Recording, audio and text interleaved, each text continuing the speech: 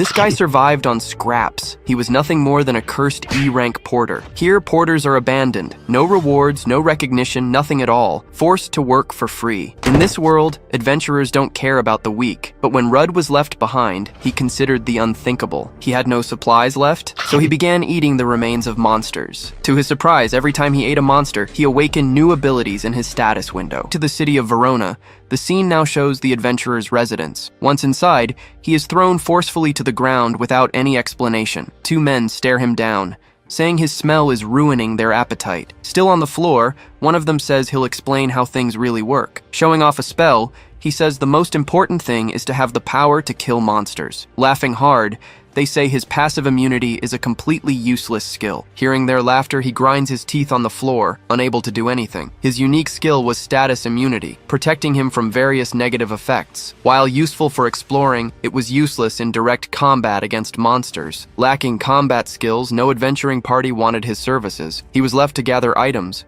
earning him a not-so-good nickname for it. Considering himself a trash adventurer, he stands in front of his residence. With great frustration, he lamented having a skill that was considered complete trash. His sad reality was that he could barely handle a few dungeon rats. Lying in bed, he wonders if he'll live and die so pathetically. The next day, the scene shifts to the city's Adventurers Guild. Entering the guild, he thinks that he needs to find more herbs before they run out. Inside, he notices the place is much busier than usual. He then wonders if some big new job has shown up. Just then, the receptionist informs him that the big news is a new labyrinth. Completely surprised, he reacts to the news of a new dungeon's discovery. These dungeons were always seen as a great gold mine for everyone. Filled with treasures and magic items, they attracted adventurers seeking great riches. He finally understands the commotion, seeing why everyone was so excited about it. But she has bad news, telling him the price of his poison herb has dropped. Shocked by the news, he can't believe what he just heard from the receptionist. Desperate, he asks her why the herb's price had fallen so much. She explains that the old labyrinth wasn't popular and the new demand has plummeted. Unable to believe it, he stands frozen, saying it's just not possible. Then she informs him the dungeon is out of his reach, leaving him confused. Showing him the requirement, she says that as an E-rank, he doesn't qualify to enter. With a frustrated grunt, he grinds his teeth at the harsh reality before him. Begging for a chance, he asks if there's anything she can do. She says he would probably die, but he tries to argue that it's not fair. Just then, a man appears, offering him a position as a porter in his party. With a smirk, the man watches him, waiting for an answer to his proposal. The scene changes to a cart, traveling peacefully down a dirt road. Inside the vehicle, the group of adventurers travels cramped together on the long journey. The leader says he's happy to have found him, as it was hard to find a porter. Without a word, he just keeps listening to the group's conversation in complete silence. With so many adventurers heading there, he explains it was tough to find a porter. Even though he understands the situation, he seems a little bothered by what he just heard. A female party member complains, saying anyone would be better than the collector. Defending his choice, he tells her not to be so hard on the experienced rookie. He then introduces himself as Vile, the great leader of the Crimson Blade Party. Continuing, he points to the other two, introducing Sasha and also Rick. He also mentions that all three party members are D-rank adventurers. In response, he introduces himself as Rudd, saying it's a pleasure to meet them all. To see his capabilities, Vielle asks to take a look at his guild card. Without hesitation, he activates his guild card, revealing all his current stats. Seeing the magic, he explains that it's very weak and only good for cooking. With a laugh, Vielle tells him not to worry, as that will be enough. Welcoming him aboard, the party continues its long journey through the Rocky Mountains. Seeing the landscape, the group is amazed by the view of the dungeon's location. Turning to the side, Vielle smiles and announces that they've finally reached their destination. In front of the gate, he says that this is the newly discovered Labyrinth of Avalio. Excited to be the first ones there, they want to go in and explore the place immediately. With a loud creak, the large dungeon door slowly begins to open. As they look through the door, the group is completely confused by the scene they find. To everyone's surprise, the place was already packed with other adventurers. Several parties were already collecting items, showing they had arrived long before them. Meanwhile, others were already fighting the monsters that appeared along the main path. Even some treasures were already being looted by other explorers in the area. Furious, Sasha yells that this sucks and the place is crowded. Vile then comments that the first floor has already been explored, reminding Sasha of what he'd said. Rick suggests they go deeper, where there should be fewer people, and Sasha quickly agrees. Then Rudd suggests that maybe they should map the first floor before going down further. Ignoring the comment, they say that's why he's still an E-rank. Vile asks them to stop fighting, saying Rudd didn't mean any harm. Agreeing to descend, he says they won't get anything done by just standing there. Decided, the party advances toward the stairs leading to the deeper floors. Arriving on the 4th floor of the labyrinth, they find an ancient and completely empty hall. Suddenly, a huge monster appears, growling right in front of the whole party. Terrified by the monster, he's paralyzed and unable to move from the spot. Rick rushes forward and lands a powerful blow, protecting Rudd from the imminent attack. Turning back, he says not to let these trash monsters scare him. Meanwhile, Sasha uses her magic to strike another monster with a single blow. Right after, Vial also attacks with his sword, finishing off another one of the creatures. Watching the battle, he realizes the monsters are truly too strong for him. With a trembling hand, he laments not being able to move at all. Suddenly, one of the monsters is thrown to the ground, completely defeated by the attack. After their victory, Vial sheathes his sword with the enemies already on the ground. Celebrating the victory, the party says it was nice not to have to compete. Showing off a ring, Vial says the treasures aren't half bad either. Seeing Rudd standing still, Rick shouts to get his attention. He then orders Rudd to pack up the monsters he and the party defeated. Analyzing the body, he warns that the magic crystals are probably all shattered. Angrily, Rick tells him not to even think about slacking off and to check properly. With a grunt, he's visibly irritated by the order he received from the adventurer. Remembering the battle, he recalls the violent way the party defeated the monster. Clenching his fist, he says it's fine, and that he'll retrieve the items. Kneeling beside the body, he complains about the mess they made of the monsters. Using his magic, he lights a small flame on the tip of one of his fingers. He wonders if burning the monster's body a little might help with the collection. Watching from a distance, Rick sarcastically asks if he wants salt and pepper too. Feeling hungry, Rick says that even the monster meat looks tempting, but Sasha complains. She reminds him that eating monster meat is forbidden because of the corrupted energy. Giving a smile, he says he was just kidding, and that they can eat later. Suddenly, Rick's expression contorts in a very scary and strange way. Sasha starts screaming in terror, as her face also contorts completely. The same thing happens to Vial, who screams in desperation with his face all twisted. Terrified, Rudd's face also contorts as he stands paralyzed with fear. Just then, a giant foot descends from the sky, about to crush the entire party. A huge minotaur appears before the group, tightly gripping its axe. Recognizing the danger, Vial shouts to the party that it's a minotaur. He then wonders what such a strong B-rank monster was doing on a floor this high, as it prepared to attack the entire party. Facing the monster, the group doesn't understand what it's doing on such a high floor. Realizing the danger, they know they can't defeat the creature, even all together. Then, Vial yells at Rudd, telling him to throw the bag with all the items. Grabbing the bag, he asks Rudd to keep watch while he gets an item. As the monster attacks, Rudd asks if Vial has an ace up his sleeve. With a terrifying smile, Vial turns to Rudd, his bad intentions clear. Raising his sword, he confirms he has a plan, his final trump card. Suddenly, he attacks Rudd from behind, landing a direct hit. On the ground, Rudd is held down as Vale orders the others to act. Then Rick uses a skill, applying an effect directly to the monster's axe. The Minotaur's axe comes crashing down, hitting the ground right next to him. Meanwhile, Sasha uses her magic to increase the whole group's speed. Wounded, he asks if this was all planned by the group from the very beginning. With a cruel smile, Vial says that no one wants a loser like him around. Breaking into a cold sweat, he stares at the group's leader, unsure of what to do or say. As they run off, they tell Rudd to keep the monster busy while they escape. With a scream of pure rage, he curses the group that betrayed and abandoned him. Before him, the Minotaur raises its axe,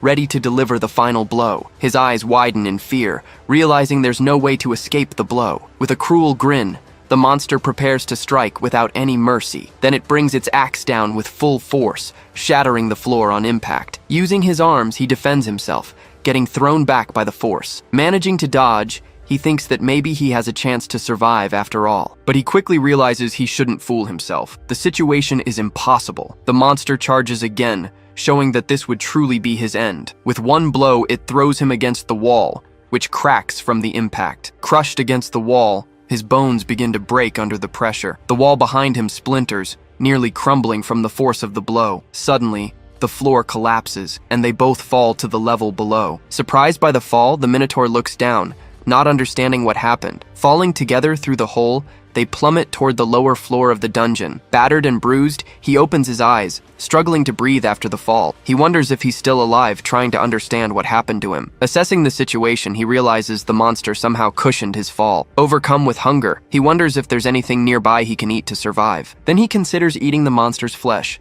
despite knowing all the risks. Closing his eyes, he laments the miserable life he's had up to this point. In a flashback, he remembers a man giving him some important advice. The man told him that no matter how hard things got, he should never give up. With bloodshot eyes, he begins to violently devour the monster's flesh. His body begins to be consumed, starting a transformation into a monster. A fate worse than death, his body undergoes a painful transformation. With a knife, he cuts off a piece of the Minotaur's flesh to eat. His arm begins to transform, showing the effects of the monster's flesh. Driven by hunger, his desperate actions lead to an unexpected result. In the dark hallway, a strange noise begins to echo from somewhere nearby. Suddenly, several pairs of glowing eyes appear in the darkness, watching from a distance. Hanging from the ceiling, the monsters reveal themselves to be bats, waiting for the right moment. Carrying the axe, he walks down the dark corridor, preparing for battle. With his eye glowing, he lets out a furious roar in the monster's direction, activating their ability.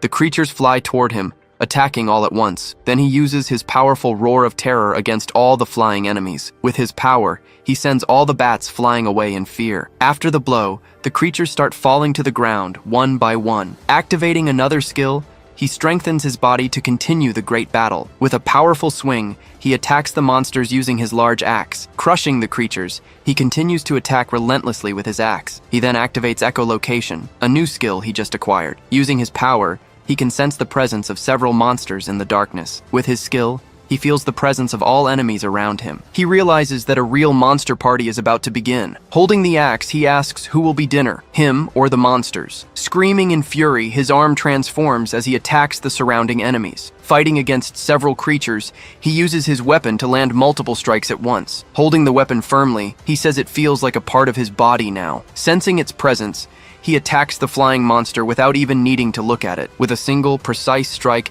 he slices the creature in half in midair. Then he bites into the monster's eye, devouring the piece without any hesitation. As he consumes each monster, he says his power just keeps growing more and more. His arm continues to transform, gaining more power with each passing moment. Filled with power, he raises his weapon, ready for another great battle. Seeing his strength, the other monsters become frightened, retreating from his power. With a smile on his face, he faces the remaining enemies with total confidence. After winning the battle, he finally walks towards the dungeon's exit. Taking a step outside, he manages to leave the dangerous, dark labyrinth. Outside, he stops for a moment, battered and transformed. Letting the weapon fall to the ground, the scene shifts to a bright blue sky. With a smile of relief, he celebrates the fact that he made it out alive. Shouting with joy, he celebrates having survived the great danger. Cutting to the guild, the atmosphere seems very tense. People are talking in low voices, creating an atmosphere of concern and whispers. Everyone seems very tense, waiting for some important news in the main hall. The guildmaster meets with a group, listening carefully to their report. After the report, he says he recalled all adventurers from the dungeon. The guildmaster, Renquas, informs them that only Rudd has not yet returned. Then Vile explains they encountered a minotaur,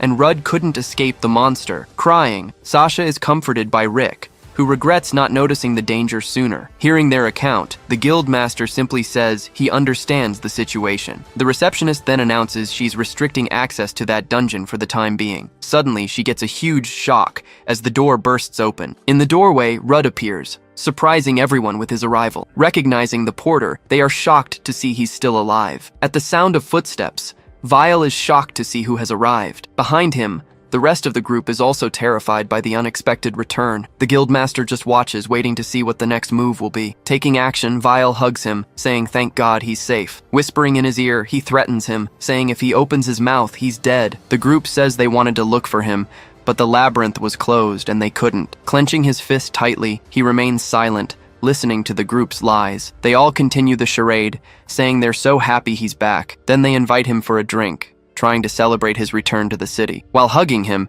the group notices something strange and is left completely speechless. Standing firm, he doesn't move an inch, showing his immense strength. With a furious shout, he accuses the three of them of using him as bait. Hearing the accusation, everyone in the guild is shocked and starts whispering among themselves. Then Vile asks what he's talking about, pretending not to understand the situation. The guildmaster approaches, demanding that he explain what he just said. He then explains that Vile attacked him from behind after taking his bag. Then, Rick used a skill, deliberately luring the monster to him. Sasha used her magic on them and they fled, leaving him to die in the labyrinth. Desperate, Vile yells that he's lying, trying to convince the guildmaster. The master says they'll settle this with the lens of truth and calls for someone. Walking down the hall, A hooded woman emerges holding a staff. The group is shocked, as a truth seer rarely leaves the capital. He says he noticed the mortality rate of porters, and so he called a friend. The group panics, begging the seer to just tell the truth already. They want to know which of the two stories is true, Vile's or Rudd's. Calmly, Rudd just watches the scene, awaiting the powerful seer's verdict. With her eyes glowing,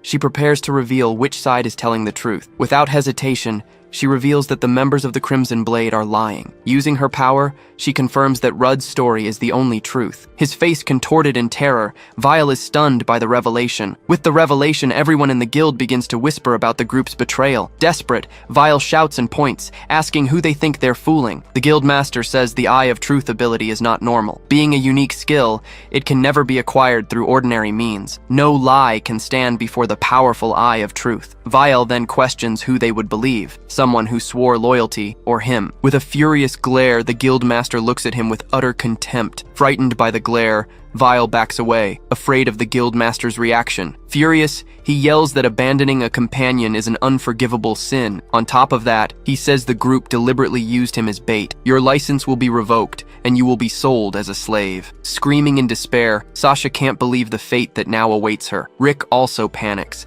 begging them to say none of this is true. With his head down, Vile remains silent, unable to believe what he's heard. Clenching his fist, he wonders if he's really going to become a slave. Looking at the seer, he curses her presence at such a crucial moment. In a fit of pure rage, he screams that everything would have worked out if the seer hadn't shown up. Lunging forward, he tries to strike the seer, screaming for her to die. Surprising everyone, his action puts the seer and the master on high alert. Leaping in front, Rudd springs into action to stop the attack. Defending the seer, he blocks the blow with his sword, saving her life. He warns that raising a blade against a seer is a grave mistake. Confronted, Vile is completely shocked and frozen by his interference. Before he can even curse, Rudd lands a powerful blow right to his face. With a swift motion, he sends Vile flying across the entire room. Thrown outside, he crashes through the guild's wall from the force of the blow. Witnessing the scene, the other guild members are shocked by his strength. He then warns that attacking a seer is an error that simply cannot be made. In the guild hall,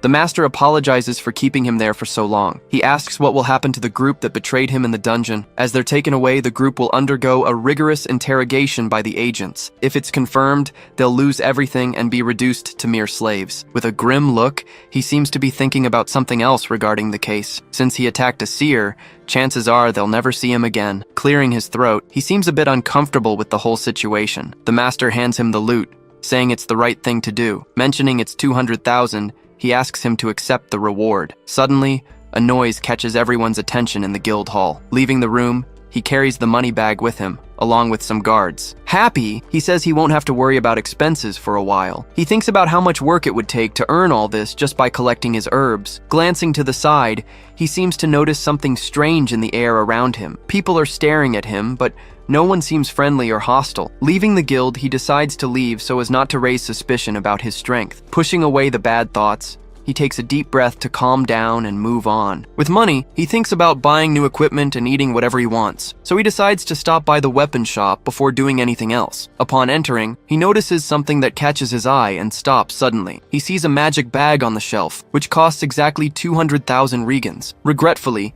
he wonders about all the food dishes he had imagined earlier. The very next day, he returns to the labyrinth, now with new equipment. With a precise strike, he easily defeats one of the plague rats. He's surprised, remembering that before he had to struggle just to defeat 5 of them. Activating his skill, he uses his sight power to analyze the creature. His eye glows as he focuses his vision on the monster lying on the ground. He can see all the details and weak points of the plague rat. His new skill reveals all the stats and information about the defeated enemy. Then he realizes the skill he gained even works on dead monsters. Curious about his progress, he wonders how many levels he's gained from all this. After defeating the monsters, he opens his status window to check the details. The window opens, revealing all his new and impressive attributes and levels. Shocked, he yells that he can't believe he's now at level 42. He remembers that just yesterday, he was only at level 7 in the guild. Deciding to check, he opens his skill list to see all the new additions. Impressed, he's startled by the huge number of new skills he has acquired. He remembers that the dungeon wall had returned to normal when he left. With the dungeon closed,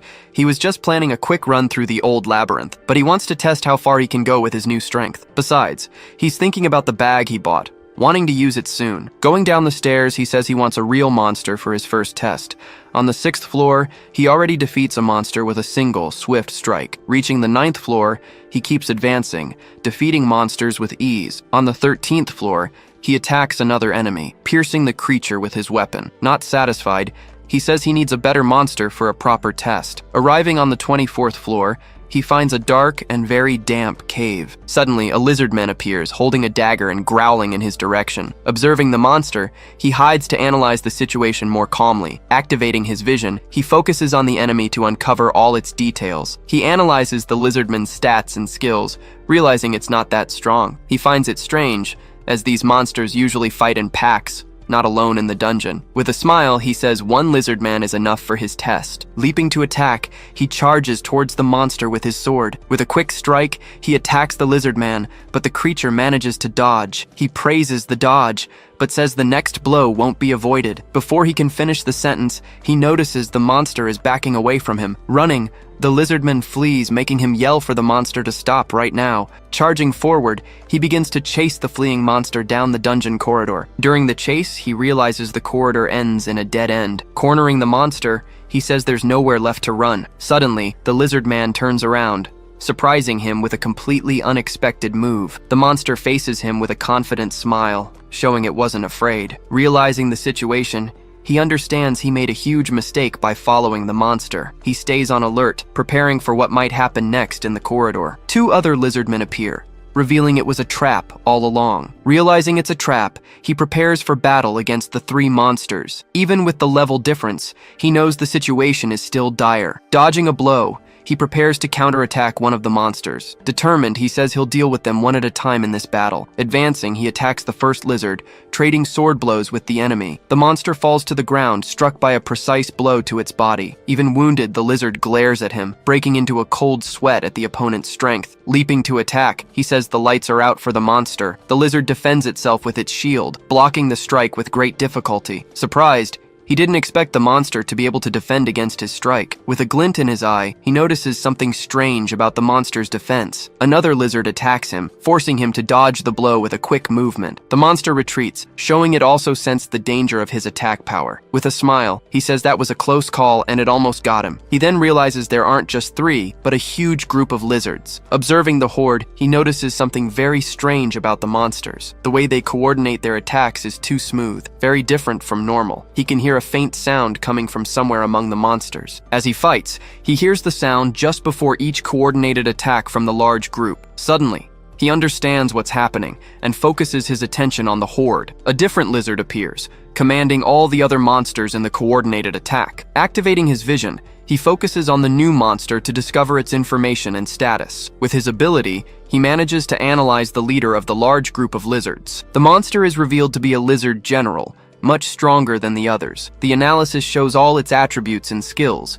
revealing its great power. He sees the monster's proficiencies and resistances, now understanding how it fights. The command and control skill is what allows it to lead the others. With a smile, he says, so that was it, discovering the horde's secret. He faces the monster, stating that it's the boss of this whole pack. With a shout, the general commands the other lizards to attack all at once. At the signal, all the lizard monsters open their mouths at the same time. Advancing as a group, they leap to attack all at once with their weapons. He activates his ability, strengthening his body for the battle to come. With a war cry, he prepares to face the horde of monsters. Running through the middle of the horde, he dodges their attacks and advances down the corridor. Enraged, the lizard general watches the scene, coordinating its soldiers' attack. Stepping on one's head, he uses it as a springboard to jump higher. Leaping through the air, he manages to evade several monster attacks at once. Seeing a chance, the general charges forward to attack while he's in mid-air. Gripping his sword with both hands, he prepares for a powerful strike. With a direct hit,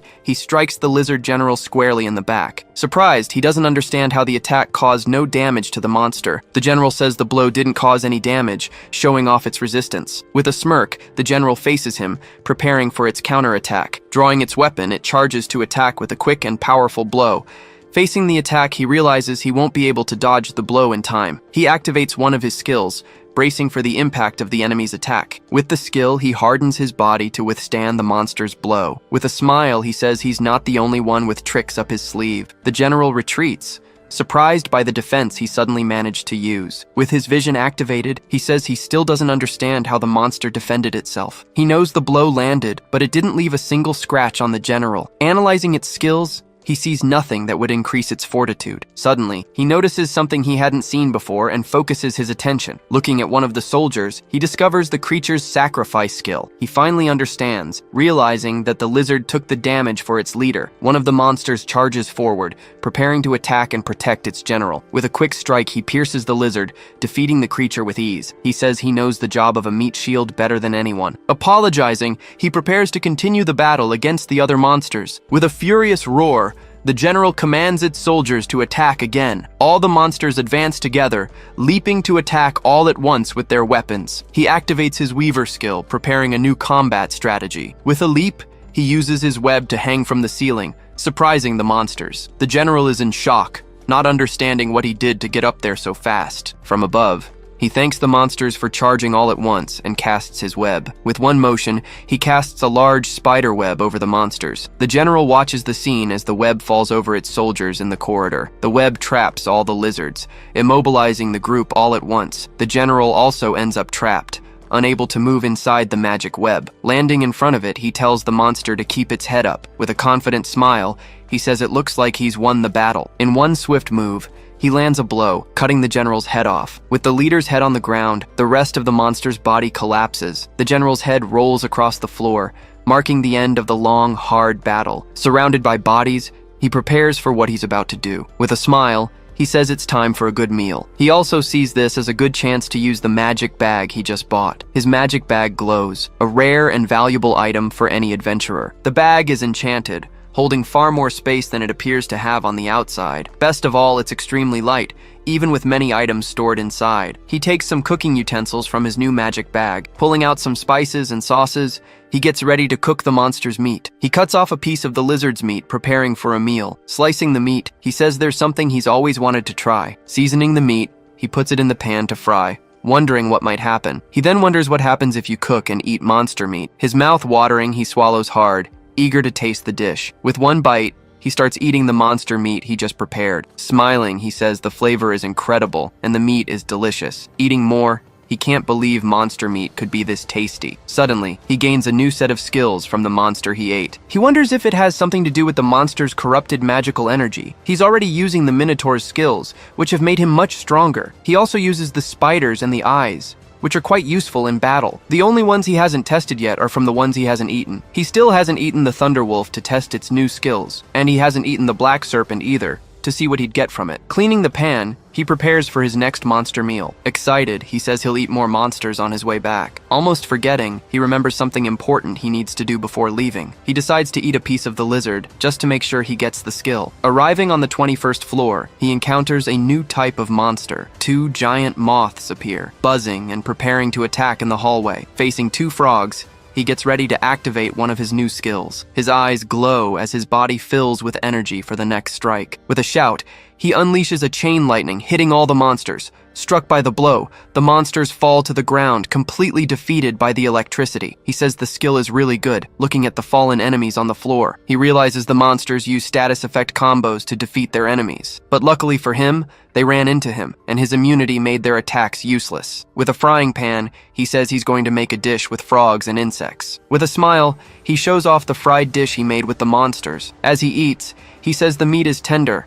and the flavor is great. After eating, he gains a new set of skills from the defeated monsters. Suddenly, a strange noise from somewhere startles him. He hears a thud and human voices, wondering what that sound was. Eating another piece, he wonders if there are other adventurers on this floor. Happily, he opens his bag, getting ready to store some more items inside. Running, he says you don't get many chances to watch other groups fight. A sword's blade drips, indicating a battle just took place here. A group of adventurers surrounds a fallen person who seems to be badly injured, tired and wounded. The hooded person breathes heavily, sitting on the floor. One of the adventurers complains, saying he didn't expect her to have so much mana. With a smirk, the leader says her efforts won't be in vain. He approaches, placing a hand on the hood of the fallen person. Pulling back the hood, he reveals a young elf who glares at him with rage. The elf keeps glaring at him, despite being surrounded and at a huge disadvantage. The group talks about how much they could get by selling an elf like her. Hidden, he laments finding another group of people with bad intentions again. The group's leader senses someone's presence and turns to look. The other members also turn, surprised that someone was watching them. Stepping out, he says he doesn't know the story, but he can't ignore this. Walking forward, he says he can't just ignore a lady being attacked by them. The group's leader asks who he is, staring at him with a serious look. With a smile, he says he's an adventurer, but hides the part about his rank. The elf shouts for him to run, warning that they are dangerous adventurer hunters. Surprised, he activates his vision, realizing they're on par with high-rank adventurers. Using his skill, he tries to see their stats, but gets no information. The same thing happens with the others, who also completely block his vision. He realizes the bastards are using some kind of skill to hide from him. His vision doesn't work because they're using something that blocks his status detection. With a command, the leader orders his group to get rid of him at once. Leaping into action, one of the hunters charges at him with his sword. He notices the enemy's speed, bracing himself for the coming fight. With a swift move, he manages to block the hunter's strike with his own sword. The enemy says he's not a weakling, but he just replies with sarcasm. Annoyed, the hunter shoves him, saying he's got jokes now. Meanwhile, the other two watch the fight with smirks on their faces. Activating a skill, he gets ready to use one of his new dirty tricks. He spits a spray of poison, hitting the hunter square in the face. Screaming in pain, the man clutches his face, feeling the poison burn. Surprised, the group asks if he just spat poison like a monster. He behaves as a monster would, using any means necessary to win. He apologizes for fighting dirty, but says it's the only way. As the hunter writhes on the ground, he explains it's the only way to survive. The leader wonders if that was his unique skill, but decides not to risk it. Decisively, he commands the group to attack him all at once. Charging together, the two hunters attack him at the same time with their swords. He parries the first strike, but the second one follows right after. He knows that if he hesitates, he'll get hit by a counterattack and could be injured. With a quick movement, he dodges, preparing for the next attack. The group's leader moves in, getting ready to land a kick. He lands a solid blow, but Rudd defends with his arm. Activating his skill, he hardens his body to withstand the impact. Even while blocking, he's thrown back by the force of the leader's blow. Falling into the water, he's surrounded by the hunters as they prepare to attack. The leader says he's tough to take down, and that he was planning to break his neck. Coughing in the water, he recovers from the blow, getting ready for his next move. One of the hunters steps forward, saying he's going to put his lights out for good. Wading through the water, the man slowly approaches to deliver the final blow. Suddenly, Rudd takes off running, surprising the group with his speed and agility. The leader then yells for him to stop, ordering them not to let him escape at any cost. The leader says the deeper he goes, the harder it will be to come back. They believe the swamp's poison will force him out soon enough. He then asks why they don't settle things like real adventurers right there. Falling into the swamp was lucky, as the fog drains the life from adventurers. One of the hunters complains that 10 minutes have passed and he still hasn't come out. Rudd says it's time to begin, even though he wanted to wait a little longer. He knows that if he takes too long, things will get worse for the injured elf. Emerging from the water, he asks how they feel being poisoned and weakened. The group celebrates, thinking he has finally given up and surrendered to them. With a smirk, he reveals he's immune to any kind of status ailment. The leader is shocked, realizing he set them up from the very beginning of the fight. With a roar of anger, he orders them to kill him right now, without hesitation. One of the hunters charges forward, attacking with his sword raised. With a smile,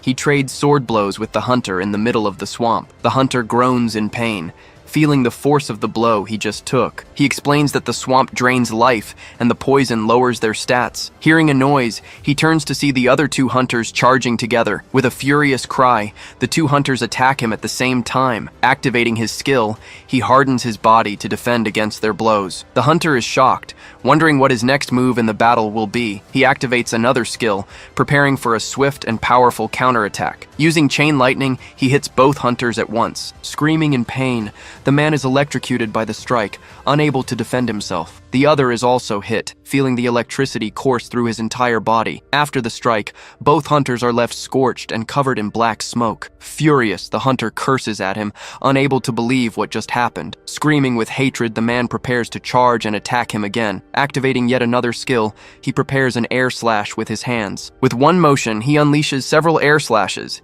hitting the hunter dead on. The leader is stunned, seeing him use so many different skills in a row. The leader wonders how a human can use monster skills like that. Moving forward, he says he has no reason to explain anything to him. Trading blows, the leader believes he should have the advantage in close combat. But because of the swamp's poison, he feels he's at a disadvantage. Even with the advantage, he realizes he's losing the sword fight. Annoyed, the leader uses a skill to increase his dexterity and attack speed. Screaming in rage, he attacks with all his might, not believing the situation. He braces for the blow, focusing his eyes on the enemy's movement. Activating Minotaur's strength, he prepares for an incredibly powerful counterattack. With the impact, the leader's sword shatters into pieces in midair. Hit by the blow, the leader is thrown to the ground, completely defeated by the power. After his victory, he prepares for what comes next in the corridor. He admits he would have lost if it weren't for the swamp's poison. Walking, he approaches the elf he just saved from the hunters. She thanks him, but he says he couldn't just stand by and watch that happen. He notices she's acting tough, but the poison has affected her. The elf says she administered some first aid, but the poison is still there. He finds it strange to see an elf here, especially one being hunted by others. Suddenly, a loud buzzing sound catches their attention, putting them on alert. A giant moth appears, flying toward them with its large wings spread wide. He says it looks like the Moth Chief, activating his vision skill. The analysis reveals it's a greater moth, a level 37 insect. Leaping, he lunges forward to attack, preparing for battle against the monster. He says it's just a big bug, and that victory is already guaranteed. The moth attacks, launching 2 air slashes at him with its wings. Surprised, he wonders if that was an air slash just like his. Dodging, he's thrown to the side by the impact of the monster's blows. The elf screams, getting grazed by one of the moth's attacks. With her staff, she casts a spell, defending herself from the moth's assault. He asks if she's okay, and she replies that she thinks so, no problem. He says he's going to show the moth what real intimidation is. Staring down the monster, he asks if it thinks it's untouchable just because it's flying. Activating his skill, he prepares to unleash a powerful air slash. With one strike, he hits the moth's wing, injuring the monster in mid-air. Screaming in pain, the moth retreats, feeling the damage from the blow. Even injured, the moth prepares for a new attack against them. It releases a paralysis powder, trying to immobilize him with its dangerous venom. With a smirk, he says it won't work on him because of his immunity. Suddenly, he realizes the elf doesn't have the same immunity. The elf is caught in the powder, left vulnerable to the giant monster's attack. Getting ready, she uses her staff to cast a new protection spell. With a flash of light, she creates a barrier, defending herself from the paralysis powder. The plant barrier protects the elf, blocking the giant moth's venom. He's impressed by the wind magic, confirming that she is indeed an elf. With a decisive blow, he strikes the moth's head, finishing off the monster. The elf realizes he's immune to poison and paralysis effects. He gets awkward, not knowing how to explain his monster-like abilities to her. Suddenly, the elf feels a sharp pain and writhes from her wound. He asks if it's because of the powder, but she falls to her knees. Breathing heavily, she says it's not because of the paralysis powder. Kneeling beside her, he promises to tell her everything once they get out of this dark place. Exiting the dungeon, they finally escape the danger and darkness. They arrive in a forest, feeling the relief of being outside. Sitting under a tree, they rest and enjoy the tranquility of the area. Both of them smile, feeling much better now that they're out of the labyrinth. She introduces herself as Alicia, a former adventurer who is now retired. Surprised, he recognizes the name, remembering the famous Alicia of the Green Mist. He recalls that she was part of an S-rank elite group. She confirms it, explaining that her party was defeated by a monster 5 years ago. That day, they challenged the boss on the lowest floor of a dungeon. The party leader was killed, and another member was forced to retire. A third member of the group was trapped inside the labyrinth, unable to escape. She didn't come out unscathed either, revealing she was affected by that day's battle. Surprised, he asks what she's doing, not understanding her actions. He stays on alert, watching closely to see what she's about to show him. She reveals a mark, the curse she received that day, which is weakening her. He's shocked, as he's never heard of a level-draining curse. She says she tried everything, but could only slow down the curse's effect. The hunters knew about her curse, which is why they tried to capture her for a profit. She knows that if her level drops to 0, she'll die anyway, but she didn't want to become their plaything, preferring anything else to that. Suddenly, he gets an idea and looks at her with newfound hope. He calls out to her, saying he might be able to help her with this. Using his sacrifice ability, he says he wants to try something on her. He asks if he can test his ability on her to try and help. After a moment, she agrees, accepting his help with the curse. Placing a hand on her shoulder, he prepares to activate the ability. With a glow, he activates his sacrifice ability, focusing on the target. The ability activates, and the curse's energy begins to manifest. The curse starts to transfer from her, flowing directly into his body. She yells at him to stop, because at this rate, he'll be cursed instead. With a smile, he says it's okay and tells her to trust him. A shadowy creature appears, representing the curse being transferred to him. The elf is in shock, watching the scene in disbelief. With a confident smirk, he faces the curse without any fear of its power. His unique ability activates, his powerful and useful status immunity. The curse is destroyed, shattering into pieces from the power of his ability. He says it looks like it worked, and that nothing went wrong. She asks what that was, but he tells her to check her card. On her card,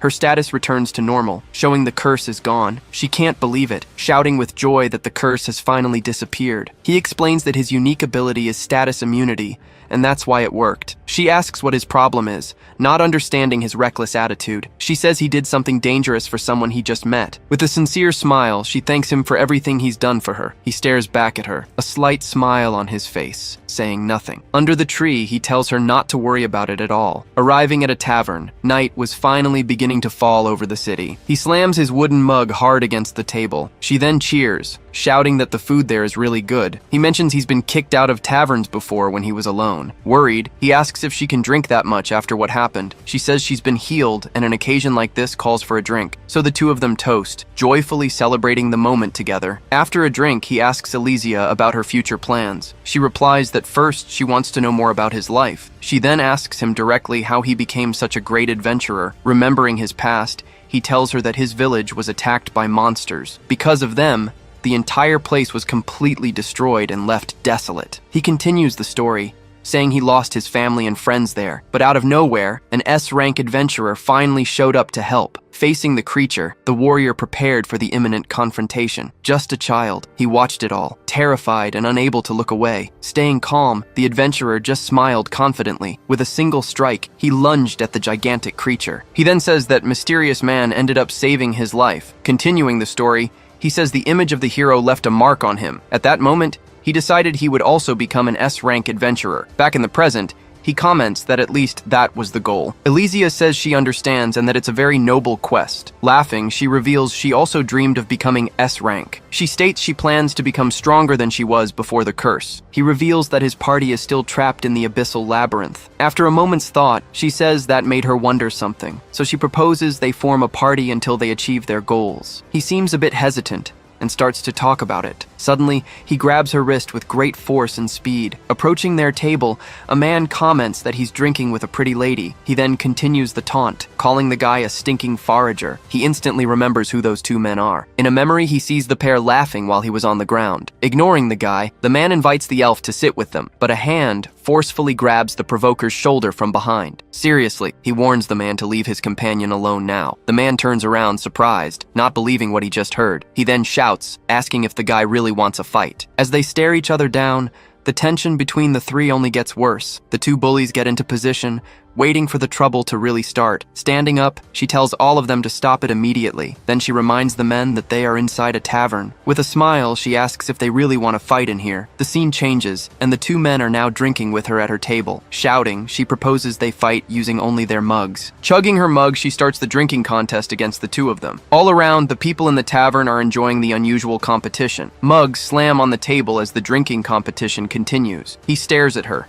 starting to drink along with her in the challenge. His friend tries to chug 2 mugs at once to impress everyone. Over time, the table becomes completely filled with empty mugs. Watching the scene, the guy just smiles, amused by the situation. The party was so loud it could be heard from outside. Completely defeated, one of the men finally collapses onto the table. Her last opponent also seemed to be pretty dizzy already. With a confident smile, she realizes victory is already hers. In the end, Elysia is announced as the grand champion of the competition. She then looks at him, making a small sign with her fingers. Smiling, he gives her a thumbs up. He tells her she's really something else, you know. He also mentions she had drunk a lot even before the contest started. She replies that he saved her life, and she wasn't going to let him be humiliated. Trying to play it off, she says she was just a little dizzy, nothing more. Then she ends up falling into his arms, and he tells her to be careful. Looking at her, he mutters that there isn't much he can do. He then activates his special ability, called Sacrifice, to help. Already recovered,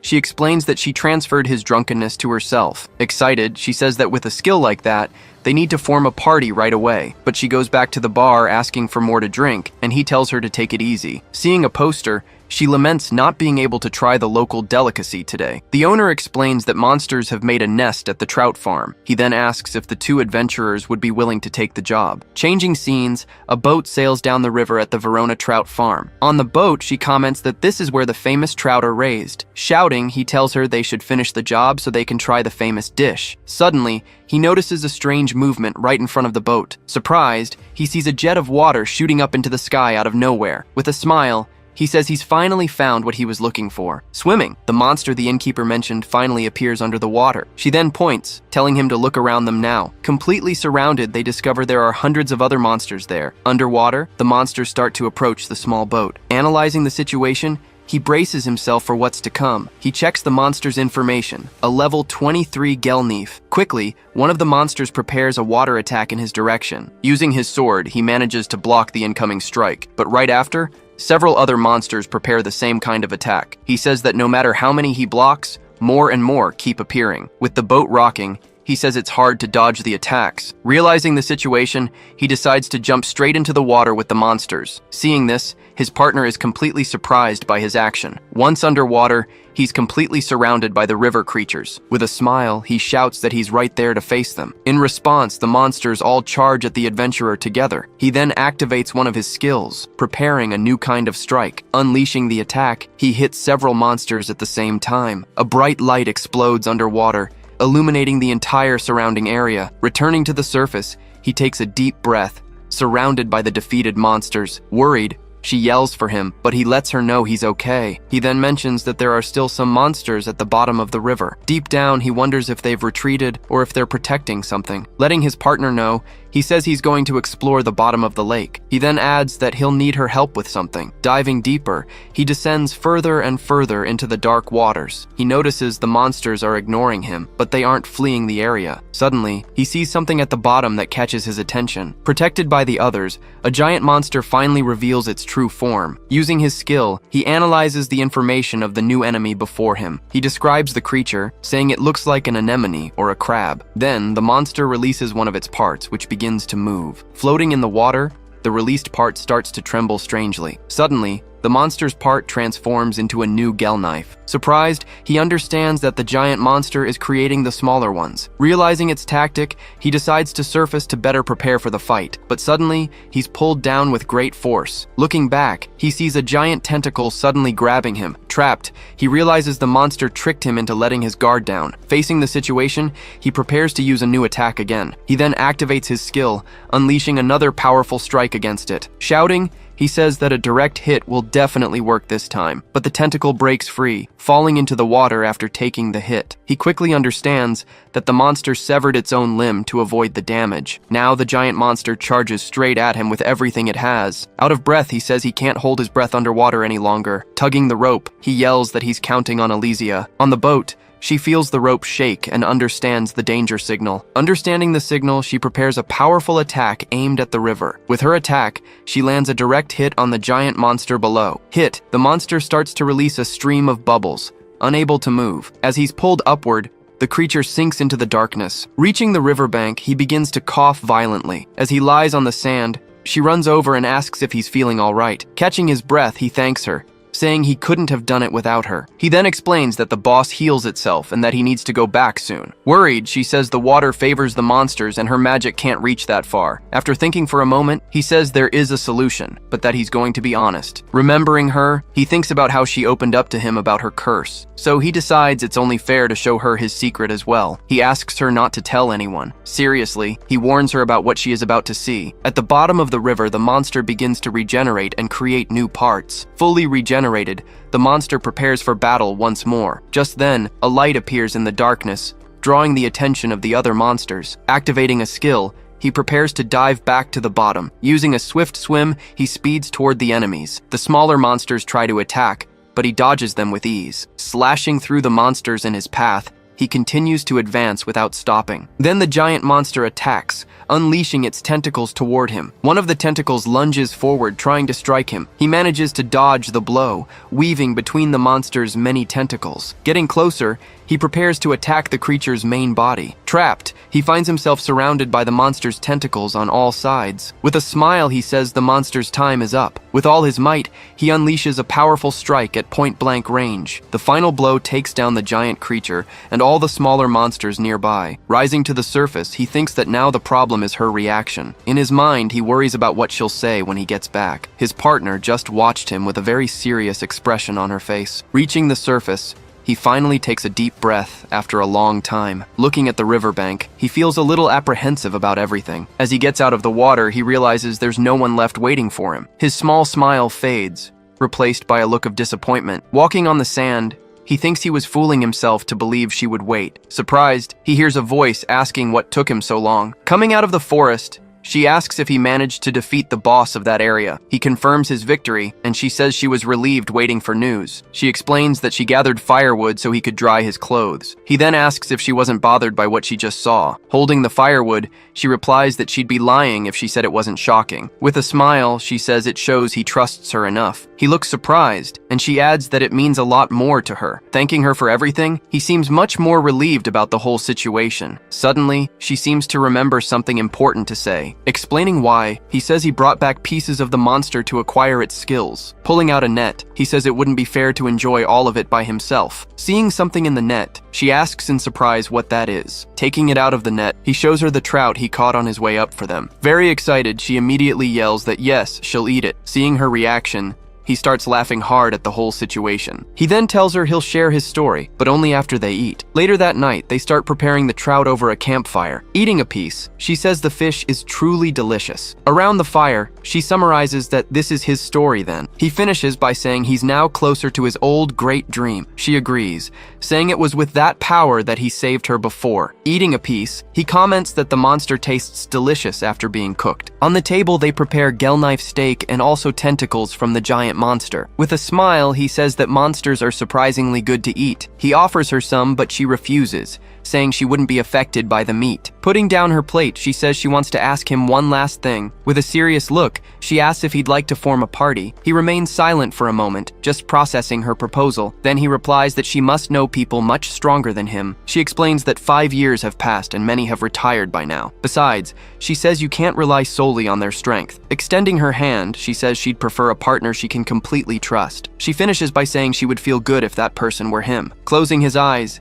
he seems to reflect on the sincere words he heard. At that, their hands finally meet in a silent agreement. Silently, he accepts her invitation to form a new party. The scene changes, and they arrive at the Adventurers Guild in the city of Verona. Excited, she celebrates, saying they're about to embark on their first job together. But he comments that with an E rank, they won't get any good jobs. She replies that they probably won't, and that's precisely why they need to get started. Arriving at the counter, the guild receptionist wishes them a good day. With a smile, she asks the receptionist to register their new party. Suddenly, the girl recognizes the adventurer and is completely shocked. Screaming, she reveals the identity of the famous S-rank adventurer, Elysia. Her file reveals her unique ability, the powerful spirit magic she possesses. Her skill list shows an incredible variety of many different abilities. The girl then asks why she would party up with a filthy adventurer. With a serious look, Elysia asks what she was just saying about him. She also says they hope to raise his rank while they're together. Analyzing the papers, the girl says he needs to increase his kill count. With a smile,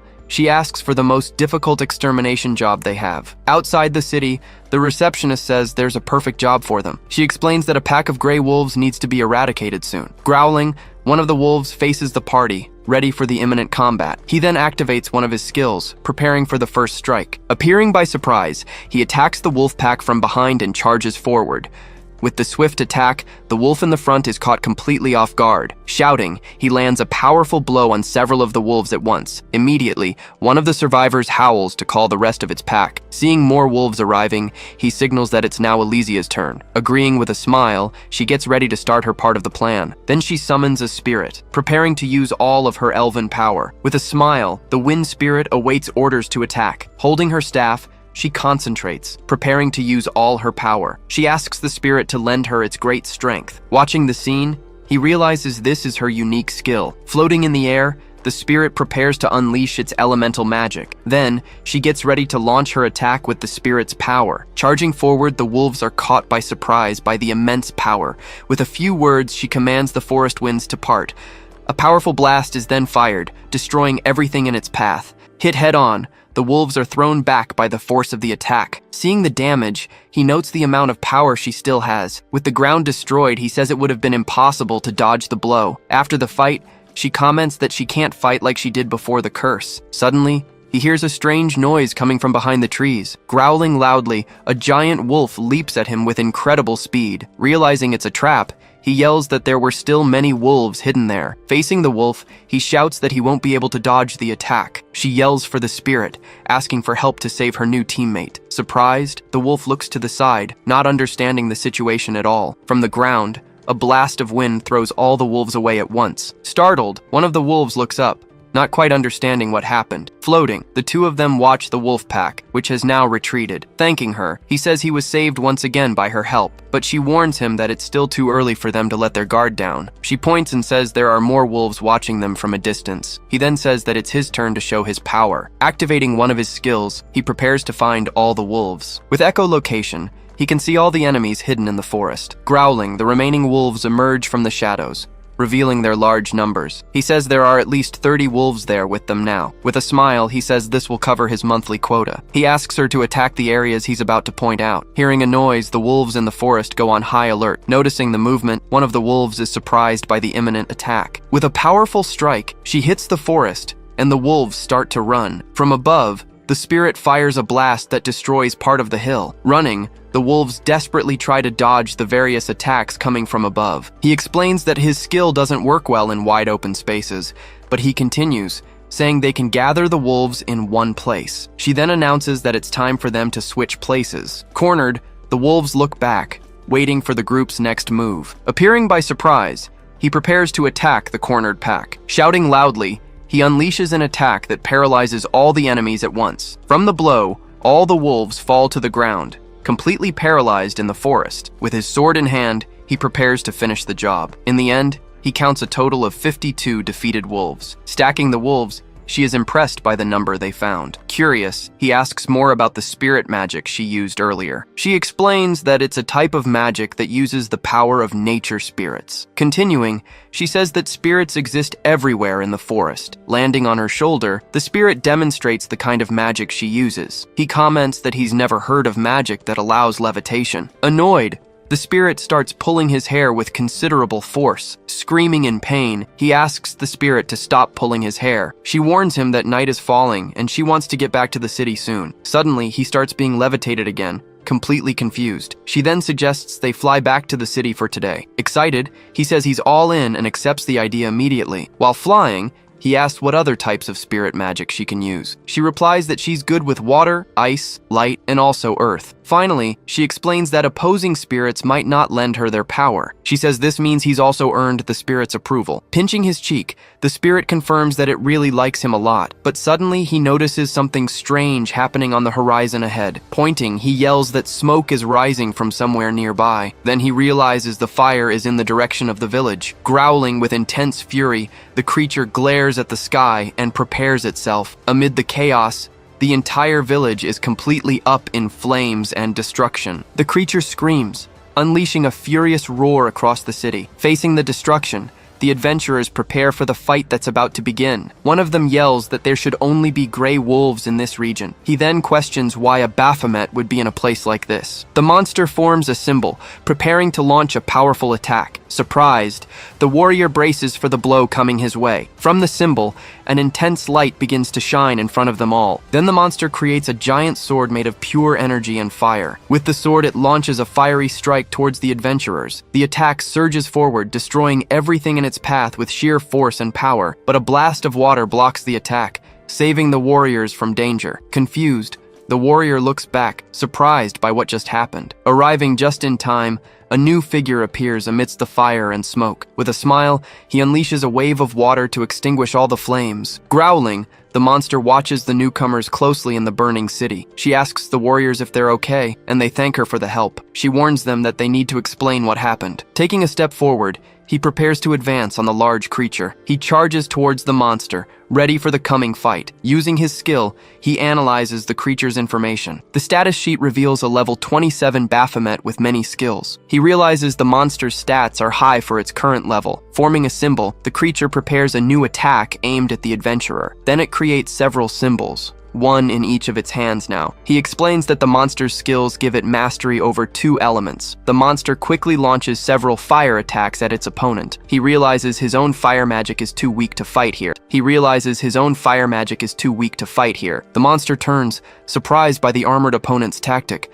Leaping forward, he charges, shouting that he's going to devour the monster right here and now. With a smirk, he says he'll be able to use magic in his fights. With his sword, he tries to land a direct hit on the giant creature. To his surprise, he sees the monster easily blocked his strike. He wonders if this is the effect of one of the monster's skills. The monster unleashes its fire attacks, but holds 2 back for defense. He then charges, trying to land a blow while the monster defends itself. The attacks collide, causing a massive explosion throughout the city. Worried, she watches the fight from a distance, keeping an eye on every move. He's thrown back by the explosion, and she calls out to him, worried. He replies that he's fine, getting up after the hit he took. With a serious look, he realizes the monster is much stronger than he thought. She explains that the monster is carefully watching their every move. She says they need to avoid any more damage while people escape the burning village. He understands his partner is low on mana and they need a plan. She then tells him she'll provide support with her magic in the fight against the Baphomet. Trusting his partner, he charges at the monster with everything he's got. The monster tries to attack, but he dodges and continues his relentless advance. He runs, focusing only on what's in front of him now. He speeds forward, ready to seize the opportunity in this fight. From a distance, she casts a water spell to help her partner in battle. He dodges the fire, running between the flames and the magical water. The 2 attacks cancel each other out, causing a huge explosion of steam and smoke. He realizes she's neutralizing the monster's magic with the opposing element. Noticing their tactic, the monster is surprised by their teamwork. Then the creature launches an earth attack, raising several rocks from the ground. The monster prepares to use earth magic, changing its tactics. She yells, telling him now's his chance to attack with full force. In the air, the 3 of them prepare for a direct clash. With several strikes, he quickly shatters the rocks flying towards him. He realizes she created rocks of the same size to nullify the attack. With a smile, he says that's the power of a former S rank. Leaping, he rushes forward to attack the monster, sword in hand. Using a skill, he boosts his strength for his next strike. With a single blow, he easily slices off the monster's claws.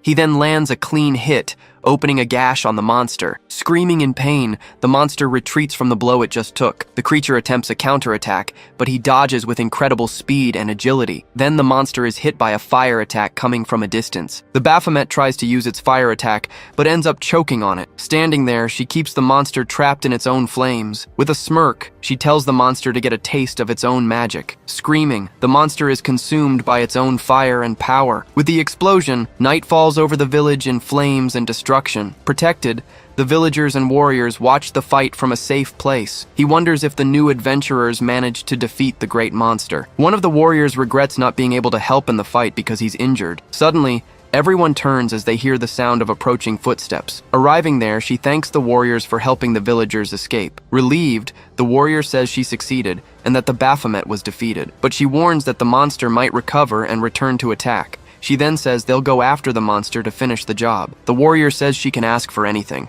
and he will gladly do it. Suddenly, his stomach rumbles, leaving the warrior a bit embarrassed. With a smile, she asks if he has any food to spare for her. Far from the village, he prepares a meal over the campfire, waiting for his partner. Coming out of the forest, she announces her arrival and he greets her back. He asks about the villagers, and she says everyone managed to escape in time. She explains that no one will suspect that the monster's body has vanished. With the monster defeated, he thanks his partner for all her help in the fight. Licking his lips, he says the food seems to be ready. Showing the pot, he reveals that the Baphomet stew is finally complete. He then adds some spices to finish the dish for them both. Eating a piece, he seems to savor the meat of the monster he defeated. He comments that despite the taste, the meat is delicious and worth it. From the stew, he gains the 6 abilities of the monster he ate. She asks if the food is that good, and he confirms it while eating. She comments that watching someone eat a humanoid monster is a bit strange. Thinking, he says it's scary how he's getting used to all of this. Suddenly they hear a noise and realize new monsters are approaching. Growling, the stunner boars appear, revealing their information and their level. She shouts that it seems they're encountering more monsters than they should. With her staff, she says she'll make the most of their encounter. Shouting, He says he's going to debut his battle magic right now. He prepares to use his new abilities against the monsters in the clearing. But before he can do anything, the monsters charge forward to attack. Using its skill, one of the boars charges at them with great speed. Surprised, he can't react in time to dodge the imminent blow. With one strike, the boar squarely hits the campfire and the food. The pot goes flying, and all the stew he prepared spills onto the ground. Surprised, she asks why he didn't use his magic to defend himself. Annoyed, he says he spent a lot of time preparing all that delicious food. With all the food on the ground, he becomes furious with the monsters. With a furious glare, he threatens the boars for ruining everything. Shouting, he swears he'll eat them all, down to the bones. But she holds him back, telling him to calm down and not be impulsive. She explains that the boar's skill increases their impact power, so she says they need to fight from a distance to avoid their hits. The boars are confused by their tactic of retreating during the fight. Running through the forest, they flee from the boars, who pursue them relentlessly. The night deepens, and the full moon illuminates the dark, silent forest. Sniffing the air, one of the boars tries to find the trail of the adventurers who fled. Hidden in a tree, he says the monsters haven't seen them yet. Moving in a pack, the boars continue searching for them through the dark forest. She asks why his magic didn't activate, and he recalls what happened. He says it's the first time he's been unable to use a skill. She then suggests he use his ability on the skill itself to understand it. Analyzing the skills, the cards display the information for each one. He reads the cards but says he still can't use the power. She then asks if his head is too thick to understand magic. She explains that he could already use fire magic before eating. Thinking for a moment, she realizes something important about monster skills. She concludes that he needs to manipulate the essence of corruption to use them. He says it's not mana, but the essence of corruption that he needs. She encourages him, saying it's worth trying to use the power. Closing his eyes, he concentrates, trying to use the new ability. He remembers the sensation he felt when he consumed the dead minotaur. A powerful energy begins to emanate from his body with the memory. He remembers the explosive power he felt in that moment of fury. Recalling the power, he tries to pull the energy from within his body. Deep in his mind, an energy begins to pulse with intensity. Surprised, she watches the energy that begins to emanate from him in the tree. Opening his eyes, he focuses his gaze on a fixed point ahead. With a glow, his eyes change, showing the power he has awakened. With an intense glow, he finally manages to use the monster's magic. With a smile, he celebrates his achievement, saying he finally did it. Feeling the flow, he creates a sword and several fire symbols around him. He says he can control the power as if it were a part of himself. Surprised, the boars watch the energy emanating from the adventurer before them. With a single motion, he unleashes a powerful fire strike at them. The strike then explodes, hitting the monsters squarely with immense force. With the monsters defeated, the night is calm under the moonlight. In a pan, he's cooking pork chops using the monster's meat. Whistling, he says he's going to make a pork chop with the meat from the boars. He apologizes for the delay, and she says she understands his need. She explains that he can use skills consecutively because of the corruption essence. He says he felt the essence flowing through his entire body at that moment. He continues, explaining that he understood how to use his skills in that moment of power. He realizes he can strengthen his body and weapons with this new energy. Many adventurers use mana control to fight in close combat. This ability allows them to increase their physical strength and attack power. With mana, it's also possible to launch long-range energy strikes. She understands he couldn't learn it because of his low mana reserves. He shows her the food, saying that now he has much more essence than mana. Eating a piece, he explains that eating monsters replenishes his energy and power. She then understands that he can absorb and store the essence in his body. She asks why he prepared such delicious pork chops. Awkwardly, she tries to refuse, but he offers her a piece to try. But suddenly, an explosion erupts in the forest, startling the two adventurers. Confused, he wonders what that noise was. In the darkness, glowing eyes and a snort reveal a new monster nearby. Emerging from the shadows, the boar chief finally appears for a confrontation. The monster charges forward with great speed, ready to attack the two adventurers. Surprised, she's startled by the incredible speed of the giant monster before them. He shouts that the monster used its charge skill for the attack. With the strike, the monster shatters a tree and nearly hits them. Thanking her, he says he owes her another one for saving him. She says she sensed the monster from far away, but it suddenly appeared right in front of them. Its body ablaze, the monster glares at them, ready to strike. He yells that the monster isn't going to ruin his food again. With all the food on the ground,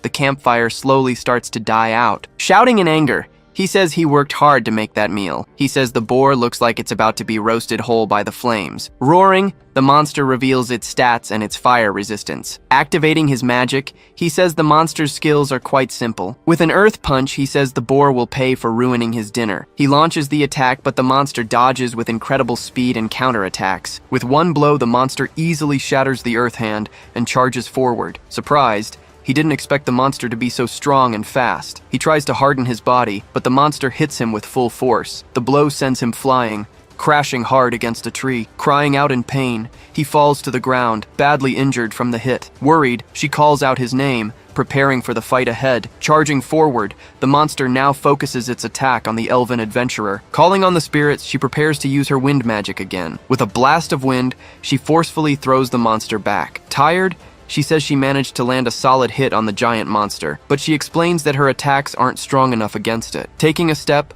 the monster prepares to charge at them once more. Her heart racing, she warns that the monster is coming at them with everything it's got. Charging forward, the monster focuses its attack on her, ready for the next strike. Stepping in front of her, he shields her from the blow with his body. With a roar, he activates one of his skills to intimidate the monster. Getting up, he tells the monster not to underestimate him yet. He warns that he's just getting started and that the filthy boar will pay. He realizes the monster won't use its skills for a while, but he worries that a long fight might make the monster switch targets. He thinks the monster only has one trick, its charge. Closing his eyes, he says he hasn't had time to practice his technique. With his sword in hand, he prepares for a new energy strike. He decides to test his new ability to see what will happen. Surprised, she watches the new technique he's about to use. He concentrates, drawing the corruption essence from his body. Then he channels all the energy into his sword, preparing his strike. The monster charges, running for a direct confrontation with the adventurer before it. In the dark, the two face off, ready for the blow that will decide everything. His eyes glowing, he prepares for the precise moment to attack. With a precise strike, he hits the monster dead on, ending the fight. Shocked, she watches the scene,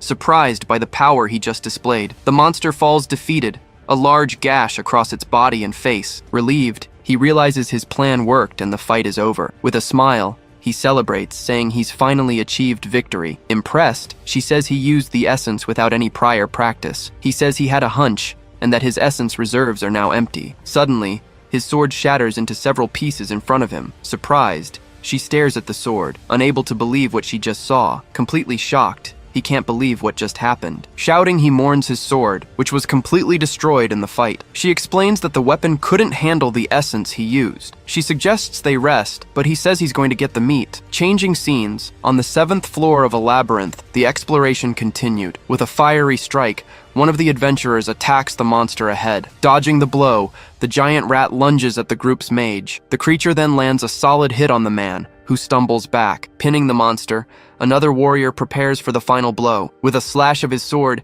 he finally defeats the large rat. Relieved, he takes a deep breath, looking at the creature they defeated. He then comments that the monster was a lot of trouble for the whole group. Celebrating their victory, they rejoice in defeating another enemy. While cleaning his sword, the warrior suddenly hears a strange noise in the cave. He asks what that was, and his friend says he heard nothing. Walking a bit, he says he thought he heard something in that direction. Surprised, he finds a staircase and wonders if it's a secret passage. Shouting in excitement, they marvel at what they find at the bottom of the stairs. Before them, a large treasure chest sat on an illuminated pedestal. Approaching it, they check the chest, saying it doesn't seem to be trapped. Opening the chest, they find a sword and remark on how powerful it looks. One of them worries the weapon might be cursed, but is quickly scolded. He reminds the group they haven't seen the forager in a long time. Celebrating, they say it's a lucky reward for their hard work. One of them mentions hearing that the forager formed a new party. Laughing, they say they'll put him in his place when they find him. The group then leaves the area, treasure chest in hand. He looks back, a serious and thoughtful expression on his face. Left behind, the chest that once held the sword is now empty. Dark voices whisper,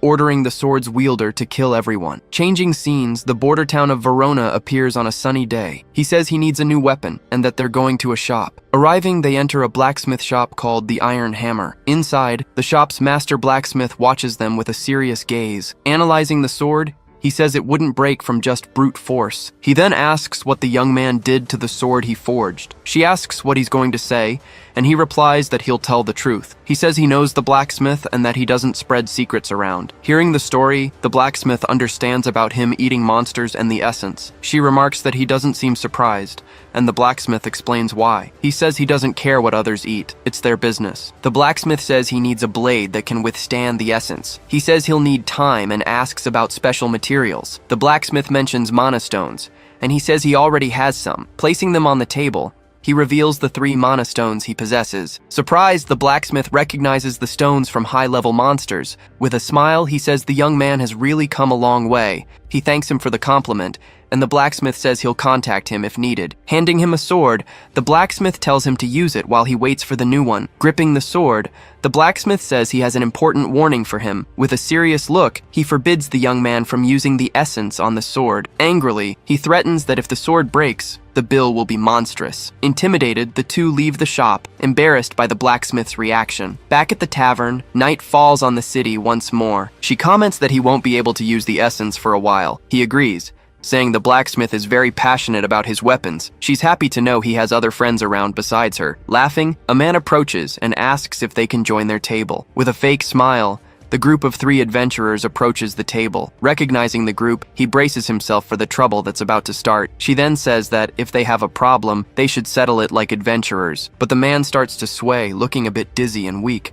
Suddenly, he collapses onto the table, knocking over all the food and drinks. His friend asks if he had a few drinks without them. Surprised, he says he thought his friend had sold the sword. The sword whispers, ordering its wielder to kill everyone around him. On the ground, the man fights against the weapon's influence, but he seems weak. Gripping the hilt, the sword continues to whisper endless commands to kill. Shouting, he tries to fight the voices, telling the sword to shut up. With a single strike, he attacks his friend, who calls out his name in surprise. Shocked, the other 2 stare at the scene, not understanding what happened. With a furious gaze, he turns, now possessed by the cursed sword. He then lunges forward, trying to strike the female adventurer with the sword, but the blow is blocked, and a large spark illuminates the entire tavern. Catching the blade, he says they're not settling this with drinks now. On the ground, the man stares at his friend, his eyes white and lifeless. Shocked, the last member of the group watches the scene, unable to believe what he's seeing. The fight rages on, swords clashing loudly inside the tavern. He wonders what got into the man to make him act so aggressively. With a furious gaze, the man attacks relentlessly, filled with hatred. The innkeeper yells, begging them to get him out of there and stop the brawl. As he's dragged away, the possessed man tries to resist but is pulled outside. Outside, he grips the sword tightly, still under its evil influence. With a final blow, he strikes the man who is dragging him away. She apologizes to the innkeeper in advance for what she's about to do. With a swing of her staff, she sends the possessed man flying. Hit squarely, he's thrown hard against the tavern wall. The impact throws him outside, tearing a hole through the tavern wall. The innkeeper asks what's wrong with him, terrified by the scene. With a worried look, she assesses the situation, wondering what to do next. Even injured, the man gets up, still whispering orders to kill everyone. He claims she went easy on him, but she insists the blow was strong. Stumbling, the man prepares to attack again, still controlled by the sword. With a furious roar, he charges forward, determined to kill everyone around him. He shouts that something is wrong and tells someone to tend to the wounded. He blocks the man's strike, who continues to attack with intense fury. The status window reveals the man is in a state of rage, making him stronger. He realizes the man is in a berserker mode, and his stats have greatly increased. The cursed sword seems to be boosting the man's stats and strength even more. Shouting, she warns him to dodge left and escape the blow. Hearing the warning, he turns to dodge the incoming attack. With a gust of wind, she attacks the man to help her partner. The blow hits him dead on, but he seems to absorb the attack's energy. Absorbing the magic, the man seems to grow even stronger and more powerful. With this new power, he prepares to unleash a strike with the energy. She yells that the sword absorbed her magic, surprised by its power. With the energy, the sword releases a new power enveloping the man's body. He realizes the sword is getting stronger and stronger with the magic. Yelling, she warns him to be careful, as the weapon is cursed. He says the sword absorbed her magic and became even stronger. Screaming, the man charges forward, now with tentacles wrapped around his entire body. With newfound power, he lunges to strike his opponent with the sword. Blocking the blow, the two exchange a series of strikes with their swords. He He complains that the man's sword is too heavy for him to hold back. Continuing the fight, he tries to find an opening to counterattack. The blows intensify, and the exchange of attacks becomes faster and faster. With a precise strike, he manages to hit the man's leg with his sword, but he notices something strange, and the tentacles move differently. The tentacles wrap around the wound, healing the man with the sword's energy. She realizes that if she tries to help, she might just feed the sword more power. She thinks she needs a precise strike to help in the fight against him. Their friend begs them not to kill him, saying he's a victim. Crying, he says he knows what they did was horrible, but he's begging them. He explains that the two of them were the only ones who treated him like a friend. He then begs again, asking them to spare his friend's life. He says he'll see what he can do to help their situation. He announces he's going to use the sacrifice skill, and asks for her help. With a smile, she says she understands the plan and gets ready for action. He remembers that the skill took 10 seconds to use on Alicia. He thinks the problem is how to restrain the man while the curse wears off. He's worried that the curse is still active and the man is suffering. The possessed man writhes in pain as tentacles cover his face. With a powerful blow, the man strikes him squarely with his sword. Worried, she yells his name, seeing the force of the blow he took. He says it feels like he was hit by a horse at full speed. With a kick, he tries to control the blade and the cursed man. He activates his magic, thinking that if he can control the blade, he can win. With his sword trapped, the man tries to break free but is held back by the blows. He uses earth magic to trap the man and the cursed sword. Trapped, the man tries to break free from the earthen hands holding him. He approaches, keeping the man trapped with the magic he just used. He realizes that if the rage is a curse, he can reverse it. Remembering Alicia, he thinks he can save him just like he did with her. Shouting, he activates his ability, preparing to use sacrifice. Placing his hand on the man's chest, he uses sacrifice to save him. He activates an ability, using it to defend against the enemy's powerful strike. In that moment, a dark force manifests, completely enveloping his opponent. His face contorts as he braces for the direct impact. Desperate, the man starts to scream, begging for help to get out. Watching the scene, his companions anxiously call out Lan's name. He keeps pleading, begging for the whole situation to stop. He strains, struggling to maintain control of the current situation. Consumed by rage, a powerful intent floods his mind. Repelling the attack, he manages to deflect the blow far away. Worried, a girl runs towards him, shouting Rudd's name. On his knees, he reassures her that he's fine, despite the great effort. He then reveals that unfortunately, things didn't go as he planned. The enemy shouts that he failed to use his own sacrifice ability. Then, a crack starts to appear on the item he was holding. He realizes it wasn't Land, but the will of the sword itself. He then activates an ability, preparing a direct strike against the sword itself. Launching his attack, he traps the enemy in a powerful, continuous assault. With a furious roar, the opponent breaks free from the bonds that held him. Surprised, he realizes the chains suddenly shattered completely. Just then, the enemy attacks, forcing him into a blind spot. Using its tentacles, the opponent strikes in a completely unexpected and swift manner. Startled by the move, he wonders how that was even possible. Advancing again, the enemy unleashes a wide, arcing blow against him. He then notices that the sword has absorbed even more power than before. Suddenly, the sword releases a force that catches him completely off guard. Feeling the pain, an immense new power explodes from within his body. Thrown back,